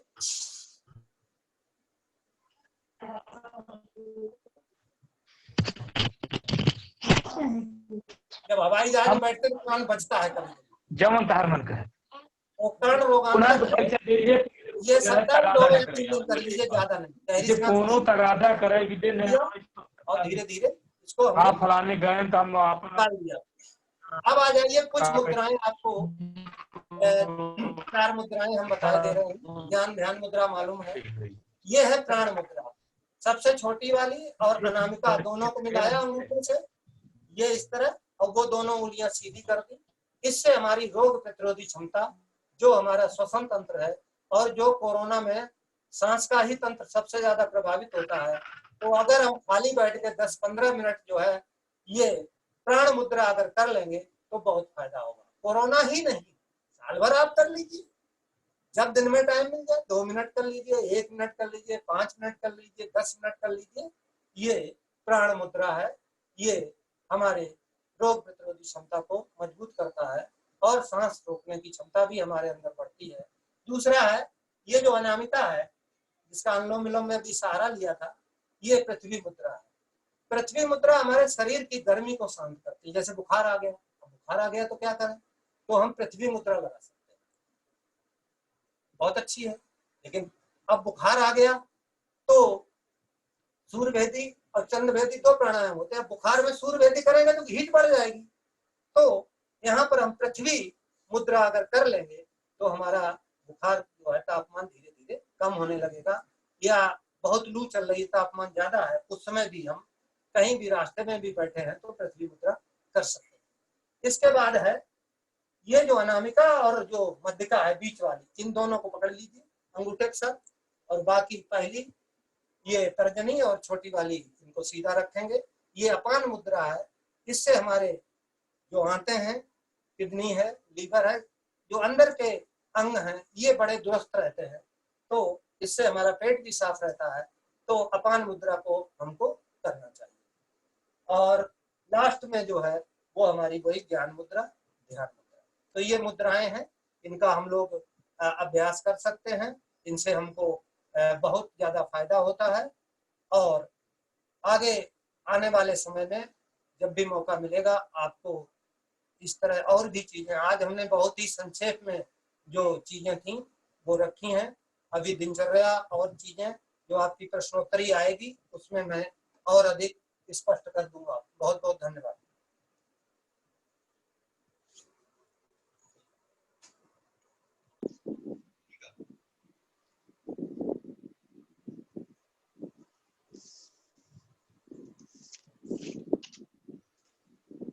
हेलो हेलो निशा जी। हेलो हेलो निशा जी। जी मैडम, 1 मिनट निशा का जी। ब्रेक लेना चाहे ले सकते हैं। लोगों को अगर ब्रेक लेना हो तो आप ले सकते हैं। When we will get feedback from madam आ रही हैं? निशा मेरी जी। आवाज आ रही मैडम? चल रहा है। और आगे कुछ बताऊं? निशा जी। सूर्य नमस्कार एक बार और बता दूं तब तक? Hello hello madam. Nisha ma'am की लगता है वॉइस म्यूट है, म्यूट कर दिया है वॉइस उन्होंने। हाँ। अच्छा, आप लोग सूर्य नमस्कार एक बार और बता दूं? जी बता दीजिए सर। जी सर, जी सर। हेलो। हाँ आ गई है, आ गई है। कुछ लोग लेट ज्वाइन किए, सूर्य नमस्कार एक बार और बता दें। हाँ, इसके बाद रश्मि क्वेश्चन पूछेगी, ठीक है सर? जी जी जी जी। एक बार बता दीजिए। 2 मिनट। देखिए 12 आसन इसमें होते हैं और मैंने पहले ही आपको बताया था, जब ऊपर जाएंगे सांस लेते हुए और नीचे झुकेंगे छोड़ते हुए। ये जितने आसन हमारे हैं, एक नहीं, मतलब सूर्य नमस्कार ही नहीं, जितने आसन हैं जो लेट ज्वाइन कर रहे हैं ये हैं। मैं उनको फिर से बता रहा हूँ कि जितने आसन हैं ऊपर जाएंगे सांस लेते हुए, ये मोटी बात है, और नीचे जाएंगे छोड़ते हुए। इन चीजों का ध्यान हम सूक्ष्म व्यायाम, आसनों, क्रियाओं, सूर्य नमस्कार सभी में ध्यान देते हैं। नंबर के साथ बोलेंगे 1 2 3 4 5 6, बीच का पोर्शन ऊपर है, 7 8 9 10 11 12। मैडम ब्रेक चाहेंगे? नहीं नहीं, ब्रेक नहीं, आप करिए। आप इसके बाद प्रश्नोत्तर करते हैं आप। धन्यवाद। इस समय मैं डॉक्टर रश्मि जी रश्मि निर्गुण को दे रही हूँ कि वो आप अपना क्वेश्चन पूछिए। रश्मि निर्गुण। अभी इन्हीं आसनों, क्रियाओं और प्राणायाम में कोई चीज पहले पूछ लीजिए अगर कोई कहीं पे डाउट हो तो। सर मैं कर्णासन एक बार फिर से बता दीजिए। जी मैडम। कर्णासन। हेलो, कर्णासन बता दीजिए सर। कर्णासन सर, कर्णासन बोला जा रहा है जी। जी बता रहे। देखिए कर्ण रोगांतक, कान के रोग का अंत करने वाला बहुत ही आसान है। क्या करना है, मुंह बंद रहेगा, ठीक है।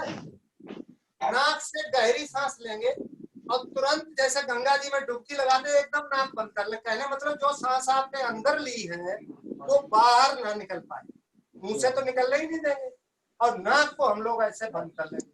तो जितना हवा का प्रेशर है वो इसके पर्दे पे टक्कर लगाएगा। ठीक वैसे ही जिसने कभी हवाई यात्रा की हो तो कभी कभी कान सुन से बोलता है। जब हम एयरपोर्ट पे उतरते हैं तो उसके बाद लगता है बंद है, अब खुल जाएगा, उसके बाद खुल जाता है। तो ऐसे ही हमारी गंदगी भरी होती है, कभी कभी बंद भी हो जाता है, तो वो खुल जाता है। देखिए कैसे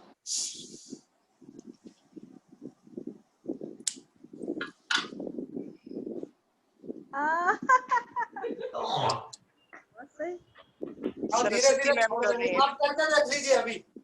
अभी करके देख लीजिए, निकलने नहीं दीजिएगा ना मुंह से ना नाक से। देखिए पाउडर लगा देना।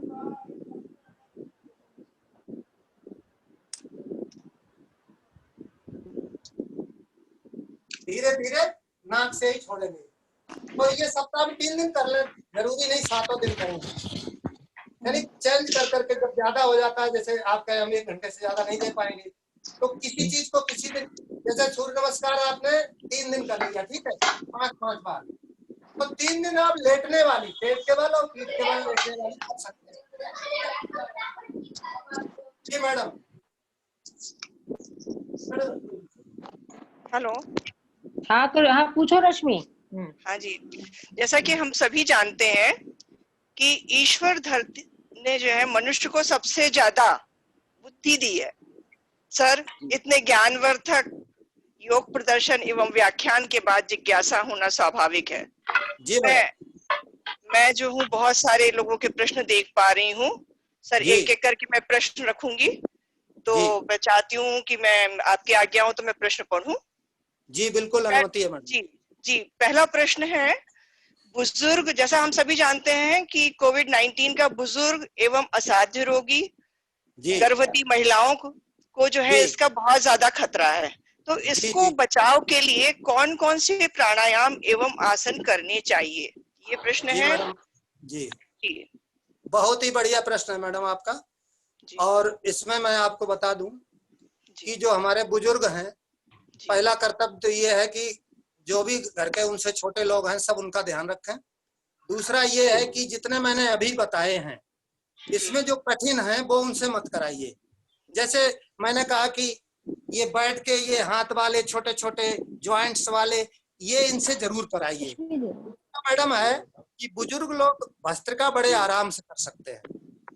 बुजुर्ग लोग मैडम मैंने देखा है कि रात में कम सोते हैं बहुत से लोग, तो उनसे कहिए कि धीमी गति से वो अनुलोम विलोम जरूर करें, क्योंकि अनुलोम विलोम करेंगे तो इतनी ज्यादा रोग प्रतिरोधी क्षमता उनके अंदर बढ़ेगी कि कुछ कहने नहीं।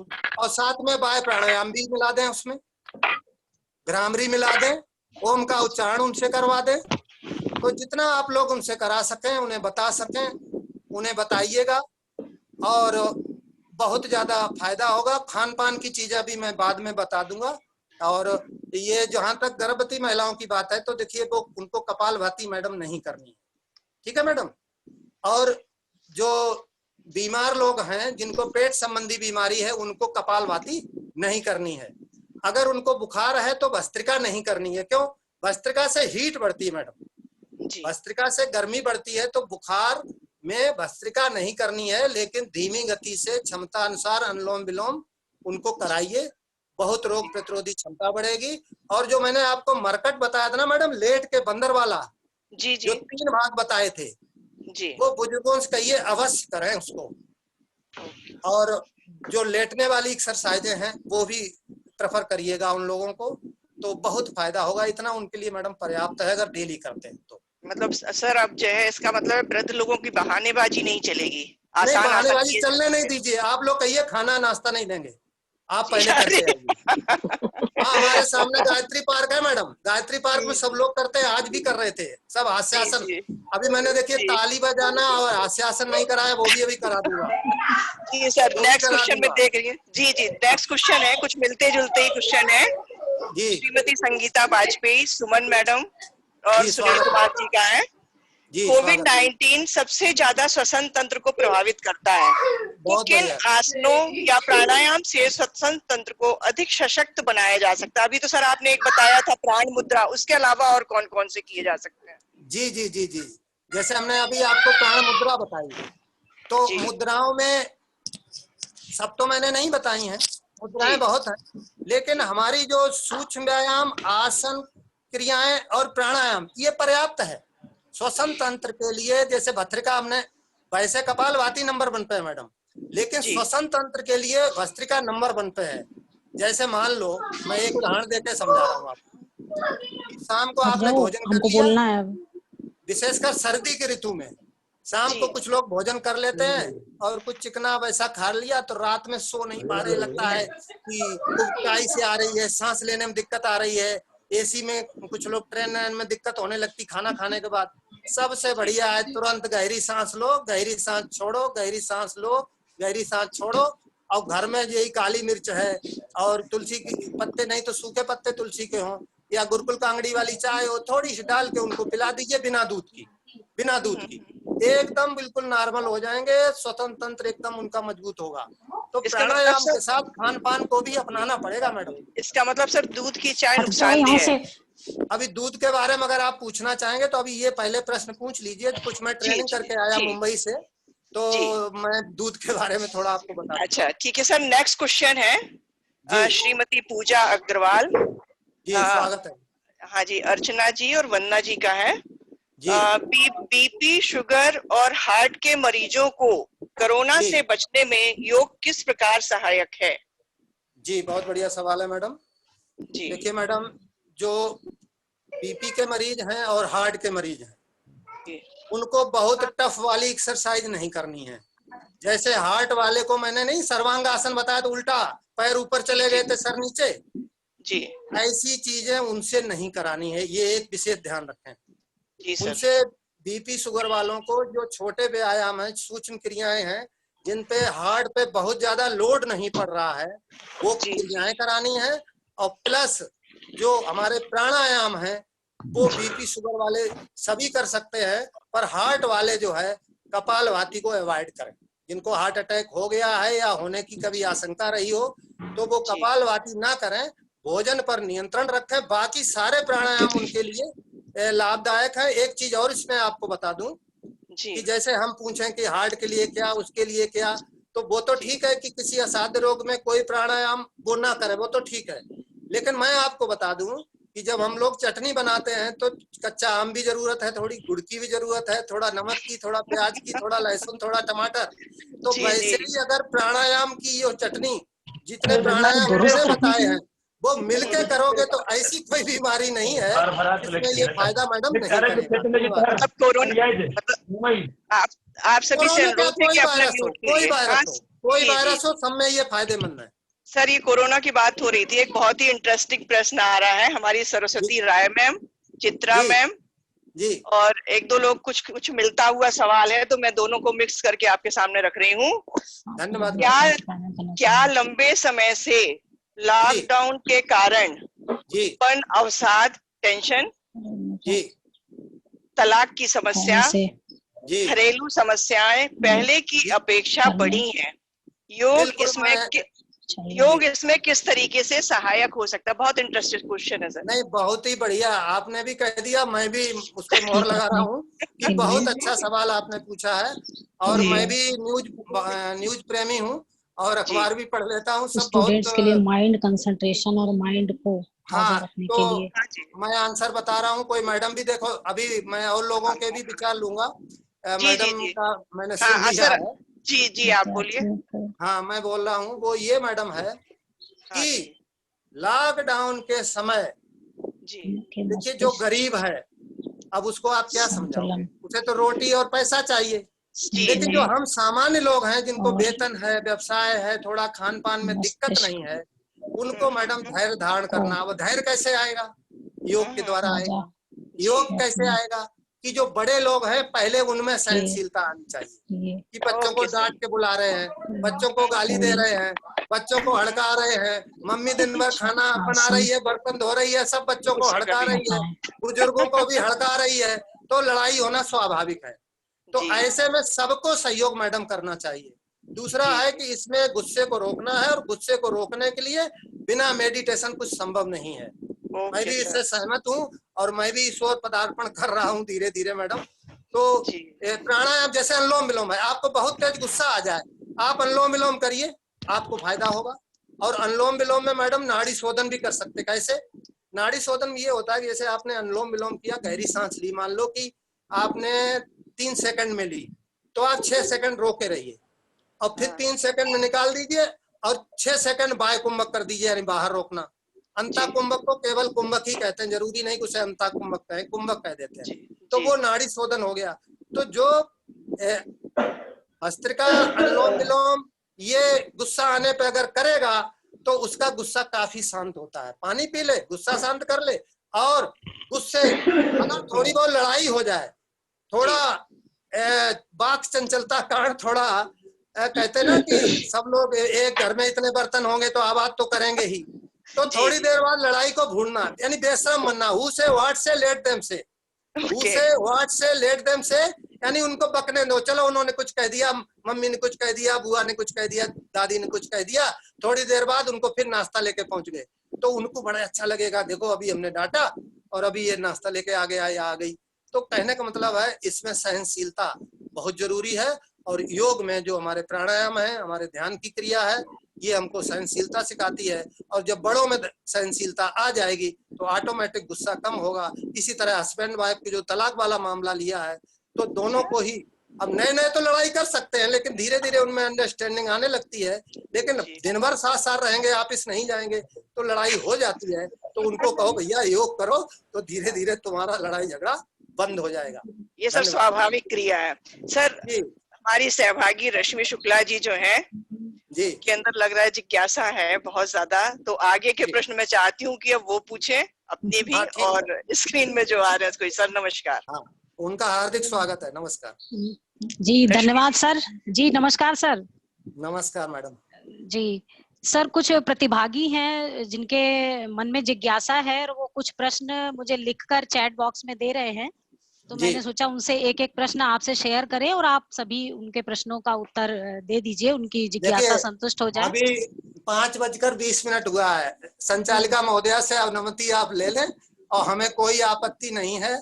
और दूसरा ये है कि कोई अमूल्य विचार भी 1 मिनट 2 मिनट अपना कोई नुस्खा देना चाहे लॉकडाउन के संदर्भ में, कोरोना वायरस के संदर्भ में, कोई घरेलू नुस्खा काढ़ा कुछ बताना चाहे, मैं भी बता सकता हूँ। तो पहले हमसे पूछ लीजिए, फिर आप मौका दे सकते हैं देना चाहें तो। जी निशा मैम, अनुमति दीजिए। आप कार्यक्रम की संयोजिका हैं, संचालिका हैं मैम निशा मैम। प्रश्न सर से पूछने हैं, कुछ प्रतिभागी अपने प्रश्न रख रहे हैं। हाँ हाँ, पूछो पूछो, जी पूछ लो। जी जी, धन्यवाद मैम, धन्यवाद। सर, ये डॉक्टर सीता त्रिपाठी और राघवेंद्र गुप्ता जी का प्रश्न है कि अभी तो लॉकडाउन है, तो समय है, संभव है कि हम सब लोग योगाभ्यास कर सकते हैं घर में, लेकिन जब हम सब फिर वापस अपनी सामान्य स्थिति में जाएंगे लॉकडाउन समाप्त होने के बाद, तो ऑफिस चूंकि डेली की दिनचर्या है, सभी अपने ऑफिसेज में व्यस्त हो जाते हैं, तो इतना समय नहीं होता है कि सारे योगासन या योगाभ्यास किए जाएं। तो ये कैसे संभव है? कुछ टिप्स दे दीजिए सभी को कि कौन से ऐसे योगासन है जो के। जी, 39 साल से मैं जुड़ा हूँ, 39 ईयर से मैं योग से जुड़ा हूँ। और जो आपने उनके माध्यम से, दोनों लोग, गुप्ता जी ने और मैडम त्रिपाठी मैम ने जो सवाल पूछे हैं, ये 39 साल से ये प्रश्न मेरे सामने आता है, और मुझे ये प्रश्न बहुत पसंद है, और इसका उत्तर मैं बहुत ही संतोषजनक दूंगा। जी, सबसे पहले मैं नौकरी पेशा और उन गृहिणियों के बारे में जो गृहिणी भी है और नौकरी पेशा भी, उनकी असल में डबल जिम्मेदारी हो जाती है। आज जैसे मेरी पत्नी भी नौकरी में भी है, गृहिणी भी है, मुझे अनुभव भी है। तो मैं आपको बता रहा हूँ कि हमारी देवियां, महिला वर्ग सुबह बेचारी इतना समय नहीं दे सकती है, क्योंकि सुबह उठ के उन्हें इतने काम, नाश्ता और ये सब इतना काम रहता है कि वो, तो उसका मैडम विकल्प हम लोगों ने ये खोजा है कि शाम के टाइम, यानी कि जब दोपहर का भोजन लगभग पच चुका हो, उस समय ये सारी क्रियाएं की जा सकती हैं रात्रि के भोजन से 20 मिनट से पहले, 2 घंटे, 1 घंटे, 1.5 घंटे पहले शाम को वो कभी भी कर सकते हैं। अब जैसे वज्रासन तो खाना खाने के बाद भी हो जाएगा सोने से पहले, लेकिन बाकी रात को खाली पेट होंगे पर दोपहर का भोजन पच गया हो। एक बात हुई, अभी पूरी नहीं हुई। दूसरा ये है कि जो हमारा जेंट्स वर्ग है उनके लिए भी मैं बता दूं और महिला वर्ग के लिए कॉमन आंसर वो ये है कि दुनिया में अगर कुछ करना है कि जान है तो जहान है। अगर हम 6 बजे उठते हैं मैडम तो 4:30 बजे यानी 1.5 घंटा की कटौती की आपने, की कि नहीं की? तो 1.5 घंटा में हम ये तो नहीं कहेंगे कि 1.5 घंटा आप योग और सब आसन प्राणायाम सारी क्रियाएं कर डालो। अरे भैया सुबह 45 मिनट तो कर सकते हो। तो जो 1.5 घंटे का नींद का नुकसान हुआ है उसका मैं 10 मिनट में रात्रि में पूरा करके दिखा सकता हूँ। कैसे कि शाम को जब आप ऑफिस से आए, हाथ मुंह धो लिए, तो आप 10 मिनट बोलिए सबसे कि हमें कोई चाय नाश्ता अभी नहीं लाएगा, पानी भले थोड़ा पी लें। अब आप एक चटाई पे 10 मिनट लेट जाइए। ये बिहार स्कूल ऑफ योगा मुंगेर से मैंने सीखा है, योग निद्रा। तो 10 मिनट की शरीर के विभिन्न अंगों पर, एक एक अंग पर ध्यान देके अगर आप 5 मिनट भी झपकी लगा लेंगे तो 2 घंटे की नींद पूरी हो जाएगी। तो सुबह जो 1.5 घंटा पहले आप जगे थे वो योग निद्रा से, और योग निद्रा का लिंक बता रहा हूँ, स्वामी निरंजनानंद सरस्वती आप टाइप कर देना यूट्यूब में। वो एक तरह के हमारे गुरु हैं और बिहार स्कूल ऑफ योगा मुंगेर में उनका हमें बहुत अच्छा लगा, तो उन्होंने सिखाया है, आप यूट्यूब पे अवेलेबल है। इसके अलावा योग निद्रा और भी टाइप कर सकते हैं। योग निद्रा द्वारा 2 घंटे 3 घंटे की नींद आधा घंटे 20 मिनट में आप पूरी कर सकते हैं। तो नौकरी पेशा और अधिक काम करने वालों को ये शिकायत नहीं रहेगी, लेकिन जान है तो जहान है, करना अवश्य है सबको। धन्यवाद। जी जी सर, एक प्रश्न और है, हमारे प्रतिभागी हैं, उन्होंने पूछा है कि कम समय में अधिक लाभ देने वाले योग बताइए। कौन कौन से ऐसे योग हैं जिनको हम कम समय में और जिनको करने से हमें ज्यादा फायदा हो, इस तरह के योग के बारे में। बहुत बढ़िया। एक तो मैडम ये ध्यान रखिएगा सब लोग कि जो हमने अनुलोम विलोम नहीं ये वाला बताया था, देख रही हैं आप? जी जी जी। अनुलोम विलोम ये भोजन के 2 घंटे बाद ऑफिस में कहीं पर भी खाली बैठे हों तो आप इसको आराम से कर लीजिए, जब आपके पास ज्यादा काम ना हो या किसी की प्रतीक्षा या इंतजार कर रहे हैं। और इसमें आपको ये बता दूं कि योग के लिए स्वामी रामदेव ने पूरे विश्व में जन जन तक पहुंचा दिया। हमारे माननीय प्रधानमंत्री जी ने 21 जून को अंतर्राष्ट्रीय योग दिवस घोषित करा दिया। तो इन दोनों लोगों के हम लोग ऋणी हैं कि इन्होंने आज हम लोगों को इस स्तर पर पहुंचा दिया, ये योग की पहचान बताई है। तो अनुलोम विलोम मैडम एक ऐसी चीज है कि कहीं पर भी खाली बैठे हो भोजन के 2 घंटे बाद कर सकते हैं। ये नियम जरूरी नहीं कि वो खाली पेट ही हो। इसके अलावा मैडम कि मुश्किल से 2-3 मिनट लगेंगे, आप 5 बार सूर्य नमस्कार कर लीजिए, हो गए 12 पंचे 60। कितना मिनट लगेगा? 3 मिनट। 5 बार सूर्य नमस्कार मात्र 3 मिनट। और आपने दिन में अनुलोम विलोम किया, मुश्किल से 5 मिनट 10 मिनट लगे। तो ये शॉर्टकट है। जिन दिनों में आप बहुत बिजी रहे तो शॉर्टकट ये मेथड अपना लीजिए। और भस्त्रिका तो थोड़ी देर कर लीजिए, 2 मिनट 3 मिनट कर लीजिए। जी जी मैडम। जी धन्यवाद सर। सर एक प्रश्न और आया है हमारे पास। सांस के रोगियों को कौन कौन से योग करने चाहिए? बहुत बढ़िया, बहुत बढ़िया। मैं अभी निशा मैम से भी अनुरोध कर रहा हूँ इस समय। जी सर। हाँ, सिर्फ लास्ट में अगर समय हो तो 10 मिनट दे देना। तो ये रोगी और सभी रोग खान पान का मैं थोड़ा संक्षेप में बता दूंगा, जो मैं ट्रेनिंग मुंबई से लोनावाला से लेके आया हूँ। और उसमें हमने रुपया भी बहुत खर्च किया है। तो कमाते हैं तो खर्च करने के लिए ही कमाते हैं, और जो मैं सीख लेता हूँ वो निःशुल्क दुनिया को दे देता हूँ। और मैं, आपने अगर ध्यान दिया हो तो मैं बहुत दुबला सा लग रहा हूँ देखने में। तो वो मैंने 3 महीने अभी मैंने प्रयोग किया है और उसका बहुत लाभ मिला है। तो सांस संबंधी मरीजों के लिए तो वो वरदान साबित होगा। लेकिन प्राणायाम के लिए हमने उनको बता दिया कि एक तो वो भुजंगासन करें, धीमी गति से सूर्य नमस्कार कर लें, भस्त्रिका कर लें, कपालभाति भले न करें, वो अनुलोम विलोम कर लें। ठीक है जी जी।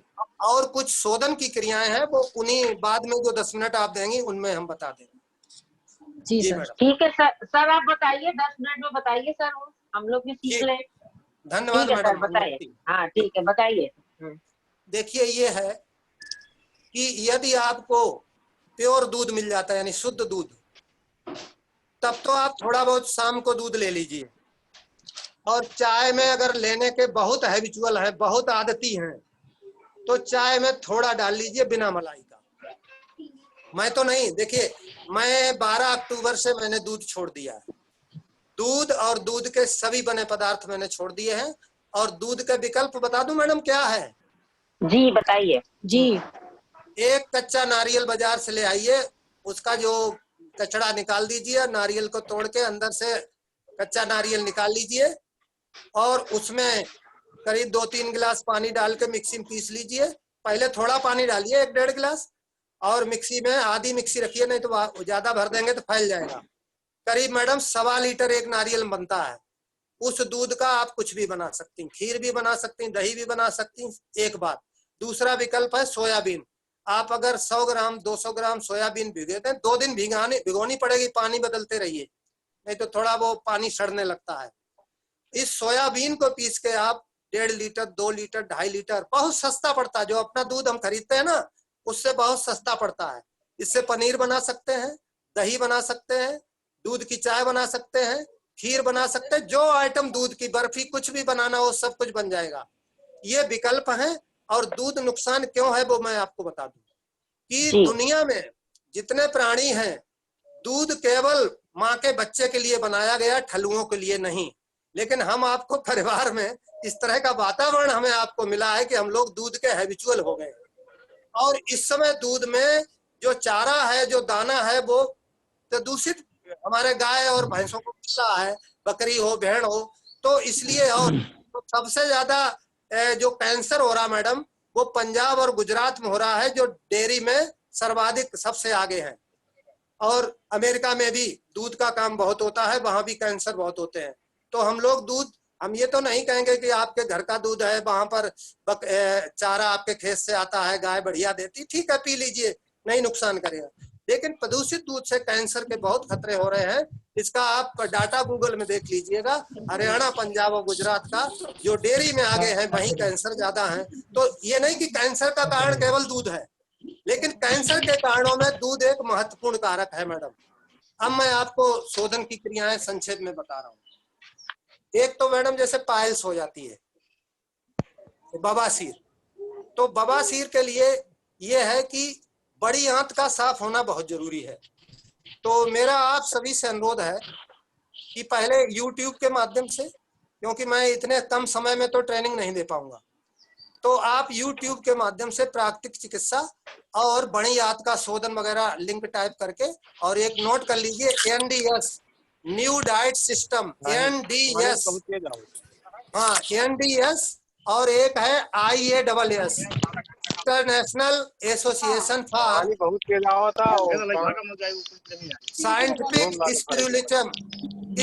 स्पिरिचुअलिज्म, जो है ये IASS, ये संस्था मेरठ में है, और एक भोपाल में है आरोग्य केंद्र, और अपने गीता नगर में ये इनका डॉक्टर ओम प्रकाश आनंद जी का प्राकृतिक चिकित्सा केंद्र है मैडम। यहाँ पर आप शोधन की क्रियाएं सीख सकते हैं। तो जब शोधन होगा तो बवासीर गायब है। और एक गणेश क्रिया है जो डॉक्टर ओम प्रकाश आनंद जी आपको बहुत ही आसानी से सिखा देंगे। गणेश क्रिया डेली आप कर लेंगे तो बवासीर वगैरह सब खत्म हो जाएगी। बाकी स्वामी रामदेव और संस्थाएं बता रही हैं कि कच्चे दूध में या ठंडे दूध में पका हुआ दूध, उसमें आधा नींबू डाल के निचोड़ के 2-3 दिन पी लें, बवासीर में आराम मिलता है।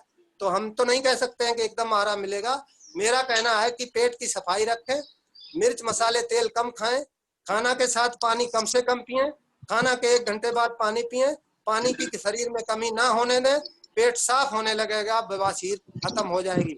और इस योग के पैकेज को आप अगर करने लगेंगे और खान पान आपका शुद्ध हो जाएगा तो बवासीर क्या कोई भी रोग आपको नहीं होगा। तो एक तो आप न्यू डाइट सिस्टम नोट कर लिया मैडम आपने? जी जी जी जी सर। न्यू डाइट सिस्टम के लिंक में आपको एनिमा यानी बड़ी आंत की सफाई, एनिमा यानी बस्ती से हो जाएगी, नाक की सफाई रवण नेति, तेल नेति, सूत नेति से हो जाएगी। ये हम लोग सब लोग हमारे गुरु भाई लोग सब ट्रेनिंग वाले हम लोग हैं, तो आप कभी वैसा कैंप रखेंगे तो उसमें हम एक्सपर्ट भी आपको दे सकते हैं। तो उसमें आपकी शरीर की शोधन मेन है मैडम, शरीर का शोधन हो जाएगा, बवासीर क्या कोई भी बीमारी पेट की आपको नहीं होगी। धन्यवाद जी। और कोई क्वेश्चन? जी हाँ जी हाँ, सर, हाँ, एक क्वेश्चन हमारे पार्टिसिपेंट्स कोई पूछना चाहते हैं कि विद्यार्थी के मस्तिष्क को संतुलित और ताजा रखने के लिए कोई आसन बताइए। अच्छा, एक तो ये करें कि विद्यार्थी अगर 20-25 साल के अंदर हैं, यानी 5 साल से ऊपर और 20-25 साल के अंदर है, तो शीर्षासन अनिवार्य रूप से शीर्षासन वो लगाएं जी। और बच्चे के साथ साथ यानी ये नौजवान के साथ साथ आप लोगों के लिए भी कि सुबह जब आप उठेंगे तो जो मुंह की एंटीबायोटिक लार होती तब तक पानी नहीं पिएंगे। मुंह की लार अगर आप आंखों में लगाएंगे, चेहरे पे लगाएंगे तो कील मुहासे और आंखों की रोशनी बढ़ेगी।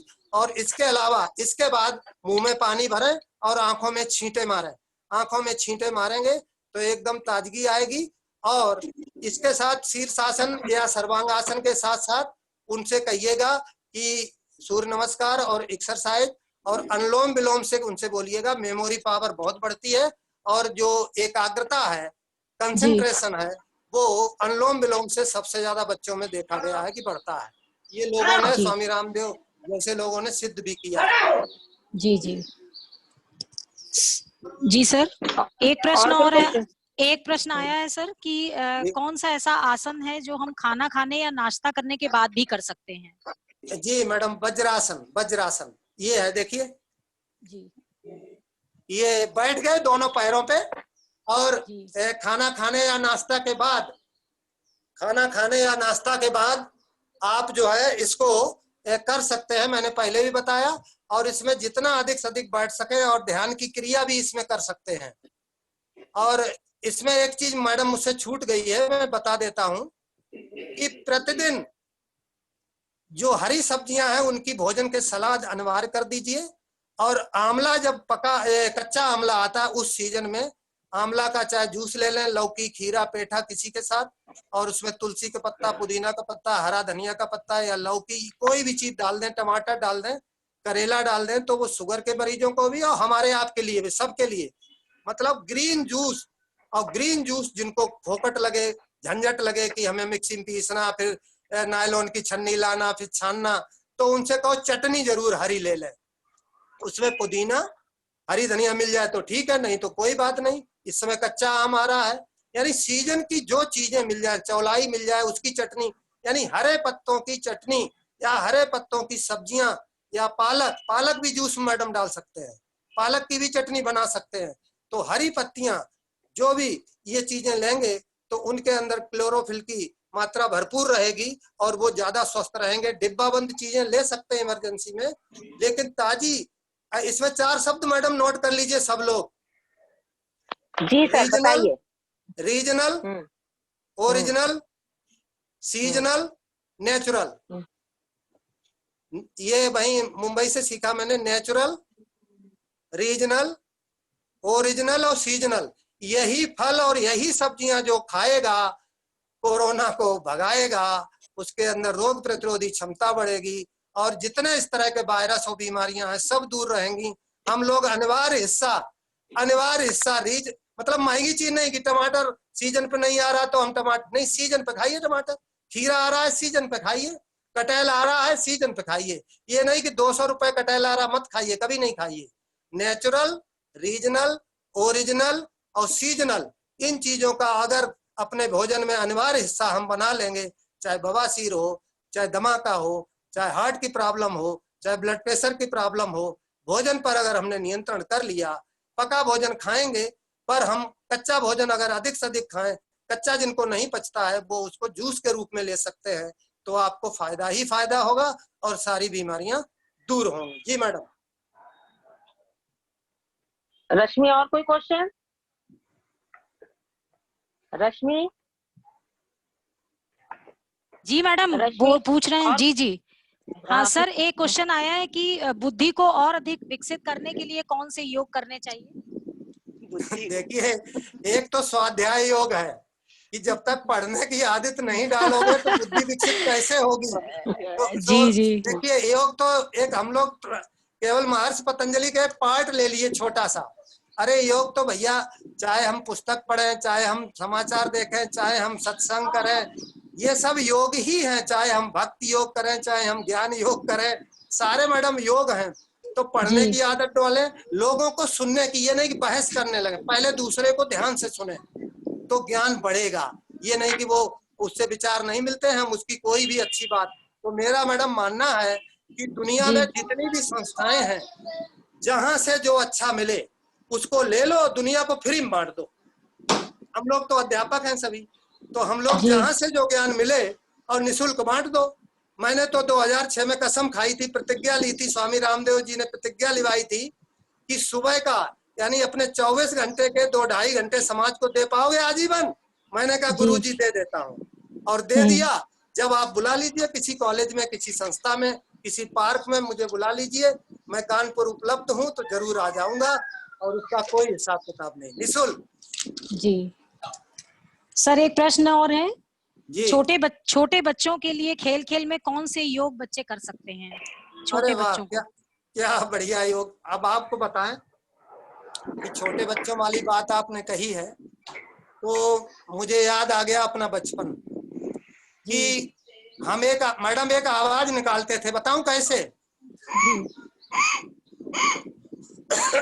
इसमें खांसी आएगी। हाँ।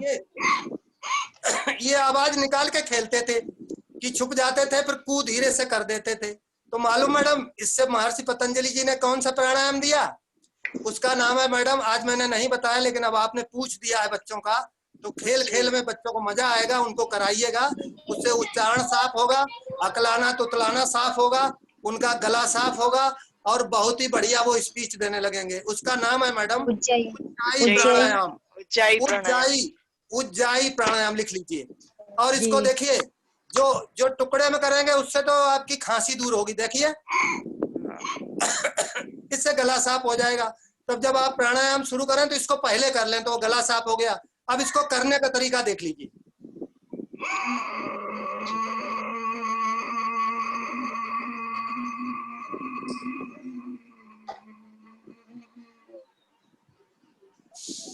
अब हम बता रहे कैसे किया मैंने। मुंह बंद कर लिया, गले को सिकोड़ते गए, नाक से सांस अंदर जाती गई, आवाज होती गई, गले से आवाज भी हुई और नाक से अंदर सांस खिंच रही, और जो फेफड़े हैं सीना हमारा फूलता चला जाएगा। और जब सांस पूरी भर लें तो थोड़ी देर उसको कुंभक कर दें, यानी अंदर रोक लें। और उसके बाद दाहिने हाथ से अंगूठे से दाहिनी नासिका बंद करके बाएं से निकाल दें। 3 बार बच्चों को करा दें और हम लोग भी इसको कर सकते हैं। तो ये खेल खेल में उनको बड़ा मजा भी आएगा। इसके अलावा मैडम ढेर सारी एक्सरसाइज हैं जो आजकल, एक लिंक नोट कर लीजिए, शायद आपको पता होगा, fit India movement. Fit India movement में बच्चों का ही सब खेल है कि खेल खेल में कैसे एक्सरसाइज। तो प्रधानमंत्री जी ने इस पर जोर दिया, तो स्वामी रामदेव जी और सुनील शेट्टी जो हमारे फिल्मी हीरो हैं, इन लोगों ने बहुत से पूरे भारत में कोच लगा दिए हैं और फॉरेन में भी। तो फिट इंडिया मूवमेंट आप लिंक लगाएंगे तो वो आप YouTube पे बच्चों को दिखाइएगा, इतनी ज्यादा एक्सरसाइज है। और वो ये भी है कि घर पे जैसे बोतल खाली पड़ी है, कोई सामान खाली पड़ा, गिलास है, गेंद पड़ी है, उससे हम कैसे क्रियाएं करके पसीना बहा सकते हैं। और लॉकडाउन में भरपूर बच्चों के साथ, बच्चे ही नहीं बड़े बड़े भी उनके साथ खेलेंगे तो पसीना निकलेगा, एक्सरसाइज होगी, व्यायाम होगा, और थोड़ी देर के लिए हम भी बच्चे बन जाएं तो क्या कहने, मजा आ जाए। जी सर एक क्वेश्चन है, प्रश्न है, नेहा मैम इटली से पूछ रही हैं, इटली में है नेहा मैम, उन्होंने प्रश्न किया है आपसे, स्ट्रेस को रिलीज करने के लिए कौन सा योग किया जाना चाहिए? अच्छा मैडम, ये है कि स्ट्रेस के लिए जो अनुलोम विलोम तो करेंगे, लेकिन उसमें नाड़ी शोधन को बढ़ाना पड़ेगा। अब हम आपको नाड़ी शोधन बताना पड़ेगा कैसे, थोड़ा बताया था, उसको रिपीट कर देंगे तो सभी की समझ में आ जाएगा। और जो इटली में मैडम है उनको तो आप बता ही देंगी, ठीक है। तो अनुलोम विलोम जो हम ऐसे करते हैं, एक तरफ से लिया, दूसरे से निकाल दिया, जिससे निकाला उसी से फिर लिया, इसको कुंभक कर दें। जैसे मान लो 4 सेकंड में लिया तो 8 सेकंड अंदर रोक दें, फिर 4 सेकंड में निकाला, 8 सेकंड बाहर रोक दें। इतनी स्लो गति से नाड़ी शोधन करेंगे तो स्ट्रेस में बहुत ज्यादा आराम मिलेगा। प्लस उनको मैडम बता दीजिएगा कि स्वामी निरंजनानंद सरस्वती और हमारे ऋषि मुनि जो पूरे देश और विश्व में काम कर रहे हैं, योग निद्रा नोट कर लीजिए उनके लिए।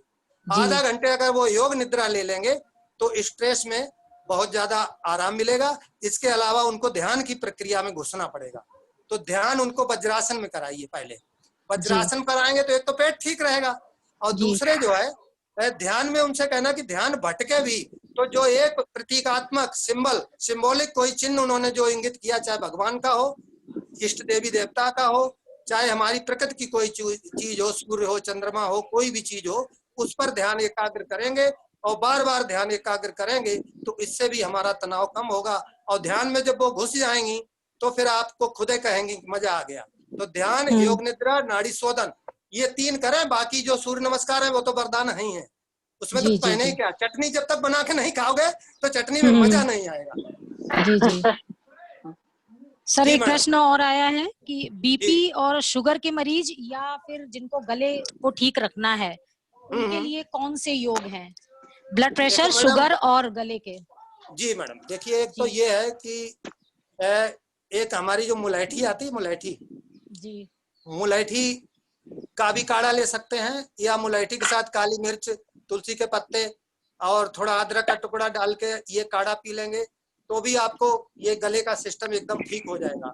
ठीक है, किसी किसी को जो नींबू है वो खराश करता है, तो नींबू के साथ थोड़ा सेंधा नमक डाल लें उसमें, और दिन में नींबू पानी, अगर सर्दी है तो गुनगुना, अभी सादा ले सकते हैं, पर घड़े या फ्रिज का ना लें। मतलब घड़े फ्रिज का लेंगे तो फिर वो खराश और नींबू से बढ़ जाती है। तो जिसको नींबू सूट नहीं करता है, अगर शुगर नहीं है तो वो शहद मिला सकते हैं, सेंधा नमक उसमें मिला सकते हैं, तो उससे खराश और मुलैठी तो वरदान है। स्वामी रामदेव भी जब बोलते हैं, लगातार बोलते हैं, तो उसमें मुलैठी और थोड़ी मिश्री और काली मिर्च, मैडम ध्यान देना, मुलैठी, मिश्री और काली मिर्च बराबर मात्रा में पीस के एक डिबिया में बंद कर लो, थोड़ी सी डाल लो, थोड़ा सा गुनगुना पानी पी लो, और या ऐसे ही मुंह में डाल के चूसते रहे। मुलैठी की लकड़ी भी मैडम आती है, उसको थोड़ी देर मुंह में ऐसे रख के चूस लेंगे तो उससे भी गला जो है साफ हो जाता है।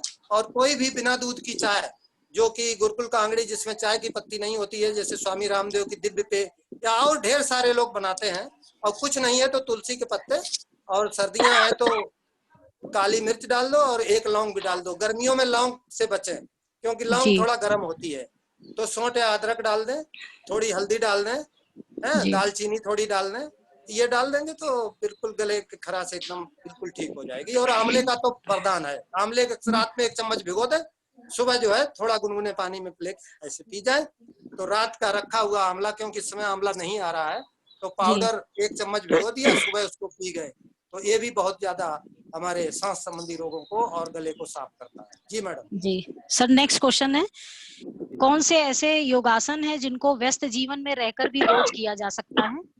रोज किया जा सकता है। हाँ जी जी मैडम, देखिए ऐसा है, मैंने अभी आपको एक इशारा किया था, आप सभी लोग समझ लें कि जैसे हमने इतने बताए तो हो सकता है रोज सारे ना कर पाए, तो आप क्या करें मैडम, एक कागज पे चार्ट बना लीजिए, अपनी दीवार में चिपका लीजिए, उसमें ये लिख लीजिए कि सोम और शुक्र को हमें सूर्य नमस्कार करना, फलाने दिन हमें वज्रासन तो रोज कर लो, उसमें तो कुछ है ही नहीं, वज्रासन तो भोजन नाश्ता के बाद बैठ जाओ थोड़ी देर, तो उससे ध्यान भी हमारा हो जाएगा। देखो एक बिटिया भी शायद देख रही है, कोई छोटी सी बिटिया दिखाई पड़ी, तो वज्रासन में आप खाना खाने के बाद बैठ जाइए, और उससे हमको जो है कतई दिक्कत नहीं होगी। इसी तरह हमारे जो लेटने वाले हैं डेली मत करिए, उसको जो है मंगल और बृहस्पति को कर लीजिए लेटने वाले। तो इस तरह जैसे लॉकडाउन उन्होंने कहा कि ये दुकानें मंगल को खुलेंगी, ये बृहस्पति की खुलेंगी, ये शनि को, ये सोम बुध शुक्र को खुलेंगी, तो हम क्यों नहीं अपना दिमाग लगा सकते हैं, हम भी इसको बांट लें, तो कम से कम आधा नहीं तो पौन घंटे का पैकेज बना लें, और 1 घंटा पहले उठ जाए, 1 घंटा उठ जाए, वो 10 मिनट योग निद्रा से पूरा कर ले, बन गया पैकेज। जी मैडम। जी जी सर, आपने समझ में आया ना, कोई दिक्कत तो नहीं आ रही समझने में? नहीं, बहुत अच्छा बता रहे हैं। रश्मि और तो नहीं है? रश्मि मैम एक क्वेश्चन हम पूछना चाह रहे थे। एक क्वेश्चन और है मैम। कोई बात नहीं। एक क्वेश्चन और है सर कि पेट का फैट कम करने के लिए कौन सा योग करना चाहिए? बहुत बढ़िया। देखिए हमारे जो विद्वान साथी देख रहे हैं वही देखिए आपको जवाब दे रहे हैं, कितना बढ़िया जवाब दिया। देखिए सूर्य नमस्कार तो करेंगे, इसके बाद जो हमने आपको पवन मुक्त बताया है और जो उत्तान पाद बताया जिसमें 30 से 45 डिग्री दोनों पैर उठाने हैं, और इसके अलावा जो है ये पैर को ऊपर करना नीचे करना जिसपे ये लोड पड़ता है, और जो चक्की वाला आसन बताया था, चक्की तो मैडम वरदान है पेट को कम करने के लिए, तो चक्की। और इसके अलावा मैडम बता दूं, फिट इंडिया मूवमेंट में देखिएगा इतने ज्यादा पेट को पिचकाने वाले आसन है, और हम लोग तो खान पान से ही पूरा पिचका लिए। योग तो करते ही हैं, लेकिन खान पान सिस्टम जो आंवले का और हरी पत्ती का प्रयोग किया, पेट एकदम बिल्कुल पीठ में मिला दिया। जी मैडम। सर एक क्वेश्चन है, थायराइड को कम करने के लिए कौन सा योग सही रहेगा? हमने बताया ना कि त्रिबंध के साथ जब आप बाह्य प्राणायाम करेंगे तो उसमें जो जालंधर बंध है, तो जालंधर बंध सबसे ज्यादा थायराइड में फायदा करता है।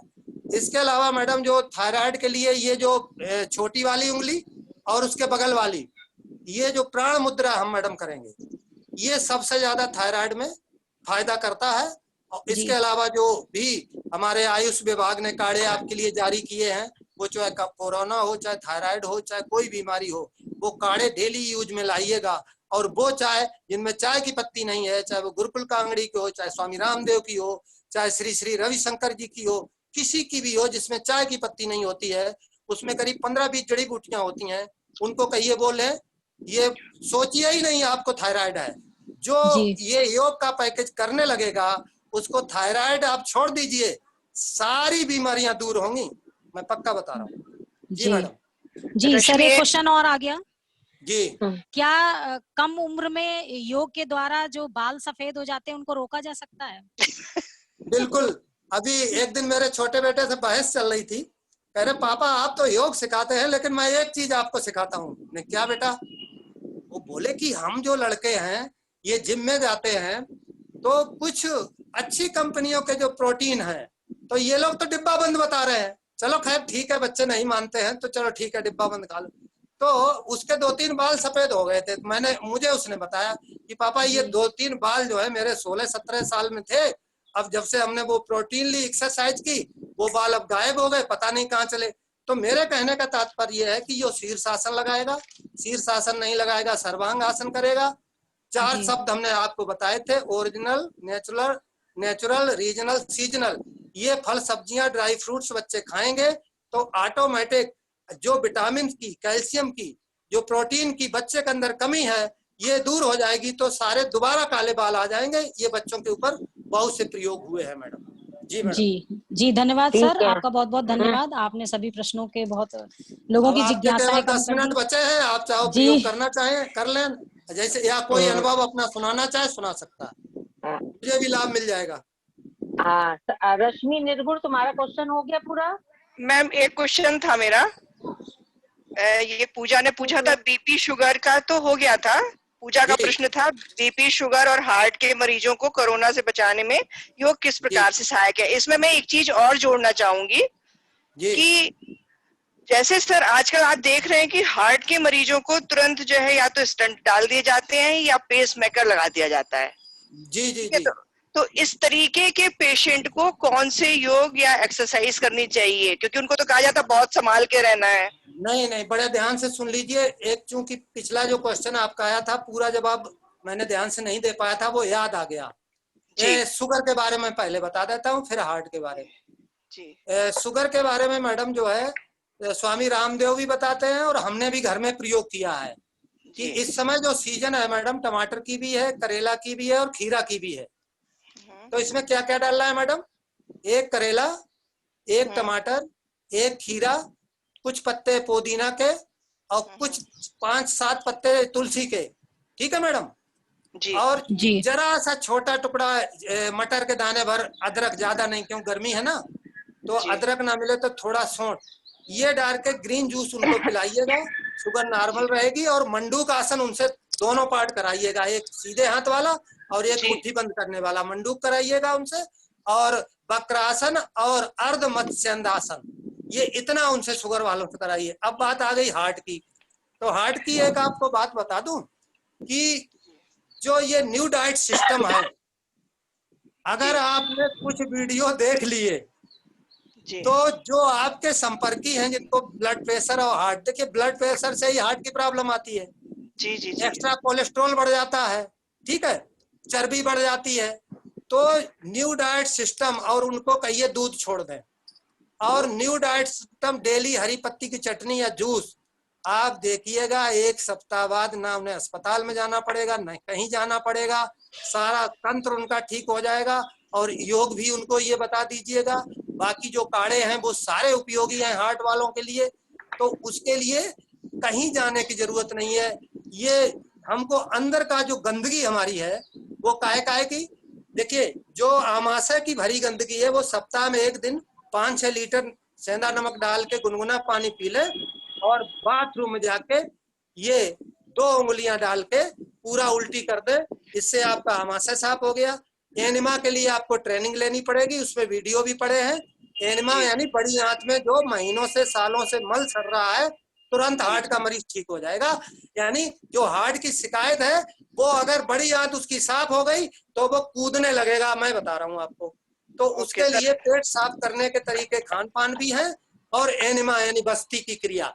तो इसके लिए जो आपसे सबसे बढ़िया सेंटर इस समय भारत में हमें 2 लगे हैं। एक तो आरोग्य केंद्र भोपाल, यूट्यूब पे टाइप करिएगा मिल जाएगा, कुछ गुरु भाई हमारे वहां से जुड़े हैं। और एक IASS ये बागपत रोड मेरठ में है, और एक स्वामी रामदेव का जो कि डॉक्टर नीरज जी देख रहे हैं वो पतंजलि योग पीठ में ये योग ग्राम में है।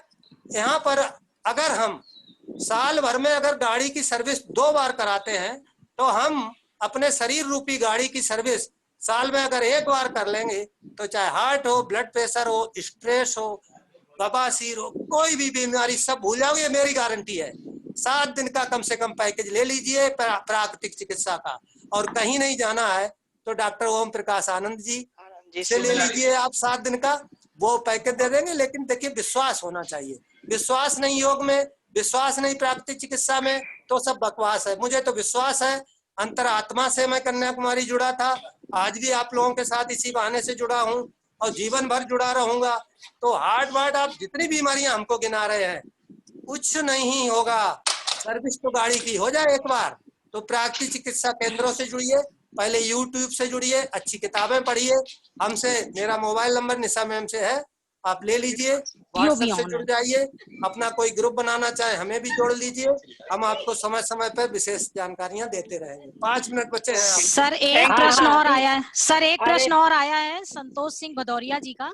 वो पूछना चाहते हैं कि आंखों की रोशनी अगर कम होने लगे तो कौन सा योग आसन ठीक रहेगा आंखों की रोशनी के लिए?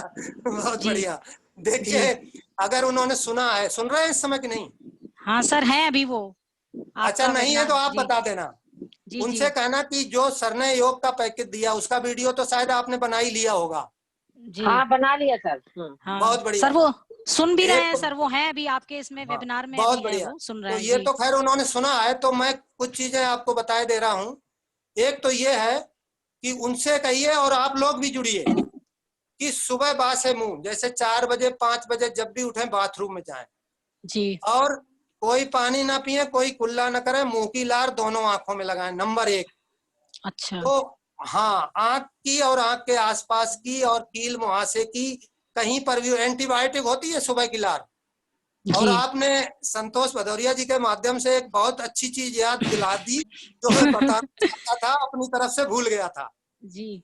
तो मैंने बहुत ही जल्दी में गुरु भाई से सीखी है कि सुबह 3 से 5 के बीच का समय एक ऐसा समय है कि अगर आपकी नींद खुल जाए और अगर 4 से 5 आप नींद खोलने की आदत डालें तो तलवे से मस्तिष्क से एक ऐसा स्राव होता है रस का, तो आप तलवे में अपनी जीभ 3 से 5 के बीच करीब 2 मिनट 3 मिनट 5 मिनट लगाए रहें और उससे जो भी लार और रस है वो अंदर लेते गटकते रहिए, उस लार को गटकते रहिए। तो देखिएगा कि फायदा आंखों को होगा, मस्तिष्क को होगा, पूरे शरीर को होगा। ये मैंने करीब अभी 5 दिन पहले सीखा है और इससे बहुत फायदा है। इसके बाद जब वो उनसे कहिए लार जब लगा लें तो 10 मिनट बाद आए फिर बाथरूम में और मुंह में कस के पानी भर लें और आंखों पर छींटे मारें, आंखों पर छींटे मारें। और इसके अलावा शशकासन और मंडूकासन जिसमें पूरा ब्लड हमारा सर की तरफ जाता मैडम, शशकासन और मंडूकासन, जिसमें पूरा पेट खाली होके दबाते हैं तो पूरा ब्लड कहाँ आता है? सर की तरफ। तो एक तो मस्तिष्क अच्छा रहता है, चेहरे पे चमक रहती है, क्रीमें नहीं लगानी है। वैसे तो एलोवेरा है आपके घर में, वो आप लगा सकते हैं। तो पूरा ब्लड आंखों को मिलता रहेगा तो रोशनी आपकी बढ़ती रहेगी। और शीर्षासन भदौरिया जिसे कहना ना कर पाए तो सर्वांगासन मेरा जो मैंने बताया है, यूट्यूब पे भी पड़े होते हैं, सर्वांगासन कर ले, आंखों की रोशनी आपकी निरंतर उत्तरोत्तर बढ़ती चली जाएगी। धन्यवाद। जी धन्यवाद जी सर, आपने इतना बढ़िया जानकारी दी सर, कि ऐसी जानकारी ये तो कभी खत्म ही नहीं हो पाएगी, क्योंकि हमारे शरीर के लिए बहुत सी चीजों की जरूरत पड़ती है, लेकिन हम लोग के प्रश्न चलते ही रहेंगे, क्योंकि एक समय सीमा भी होती है। उस समय सीमा के अंदर हमको खत्म भी करना होता है, क्योंकि इस समय लॉकडाउन का पीरियड है। इसीलिए हम लोगों ने ये विचार बनाया कि हम लोग योगा पर करें, क्योंकि इस लॉकडाउन पीरियड में इम्यूनिटी सिस्टम इसी के माध्यम से बढ़ पाएगा। बस एक मिनट बीच में लेता हूँ मैं आपका, कि मैं पहले धन्यवाद आपका कर दूं कि हमारे संयोजिका मैडम डॉक्टर सरस्वती अग्रवाल जी और हमारी आज की संचालिका डॉक्टर निशा अग्रवाल जी, जिन्होंने हमें बुलाकर हमारे गौरव को बढ़ाया है। हमारे व्यक्तित्व में चार चांद आप लोगों ने, इतने लोगों ने देश विदेश में बड़े चाह से, मन से, आत्मा से मुझको सुना, देखा और समझा और अपने जीवन में उतारने का संकल्प लिया। तो मैं सभी का साधुवाद करता हूँ। और एक आपको प्रॉमिस करके जा रहा हूँ कि चक्र थेरेपी यानी एक्यूप्रेशर और ध्यान, इस पर एक हमारे गुरु भाई हैं जो हमसे उम्र में बड़े हैं, तो मैं शीघ्र ही मौका आप लोगों को दूंगा, डॉक्टर निशा अग्रवाल जी और आपकी टीम के माध्यम से, और भारतीय शोध शिक्षा संस्थान का भी और उनके सदस्यों का बहुत बहुत हार्दिक साधुवाद कि आप लोगों ने हमें अवसर दिया। बहुत बहुत धन्यवाद। धन्यवाद सर। अब मैं डॉक्टर अंजना सोनकर, जो कि असिस्टेंट प्रोफेसर हैं बीएड डिपार्टमेंट की, उनको आमंत्रित करती हूँ कि सभी लोगों का, जितने भी बाहर के लोग सुन रहे हैं, उनका धन्यवाद ज्ञापन करें। धन्यवाद मैम।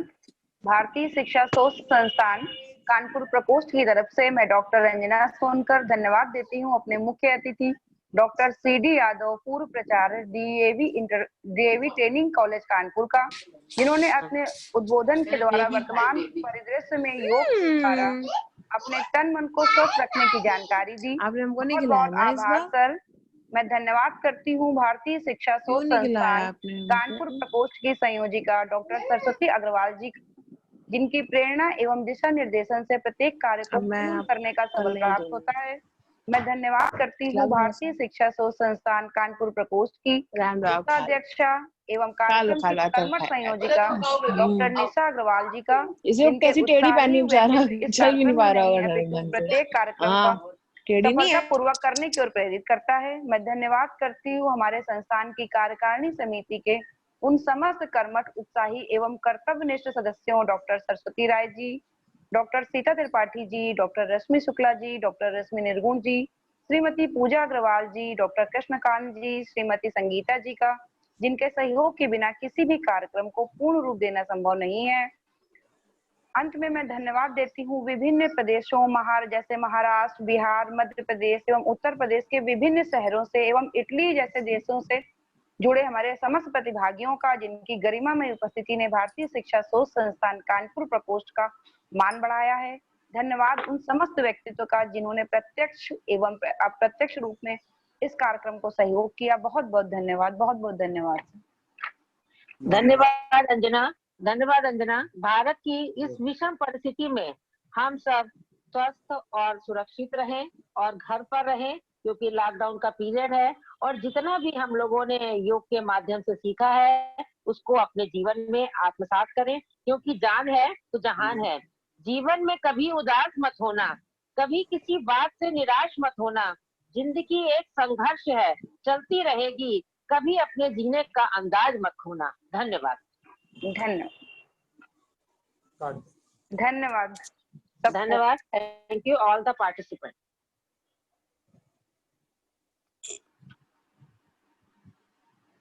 धन्यवाद मैम, धन्यवाद सर।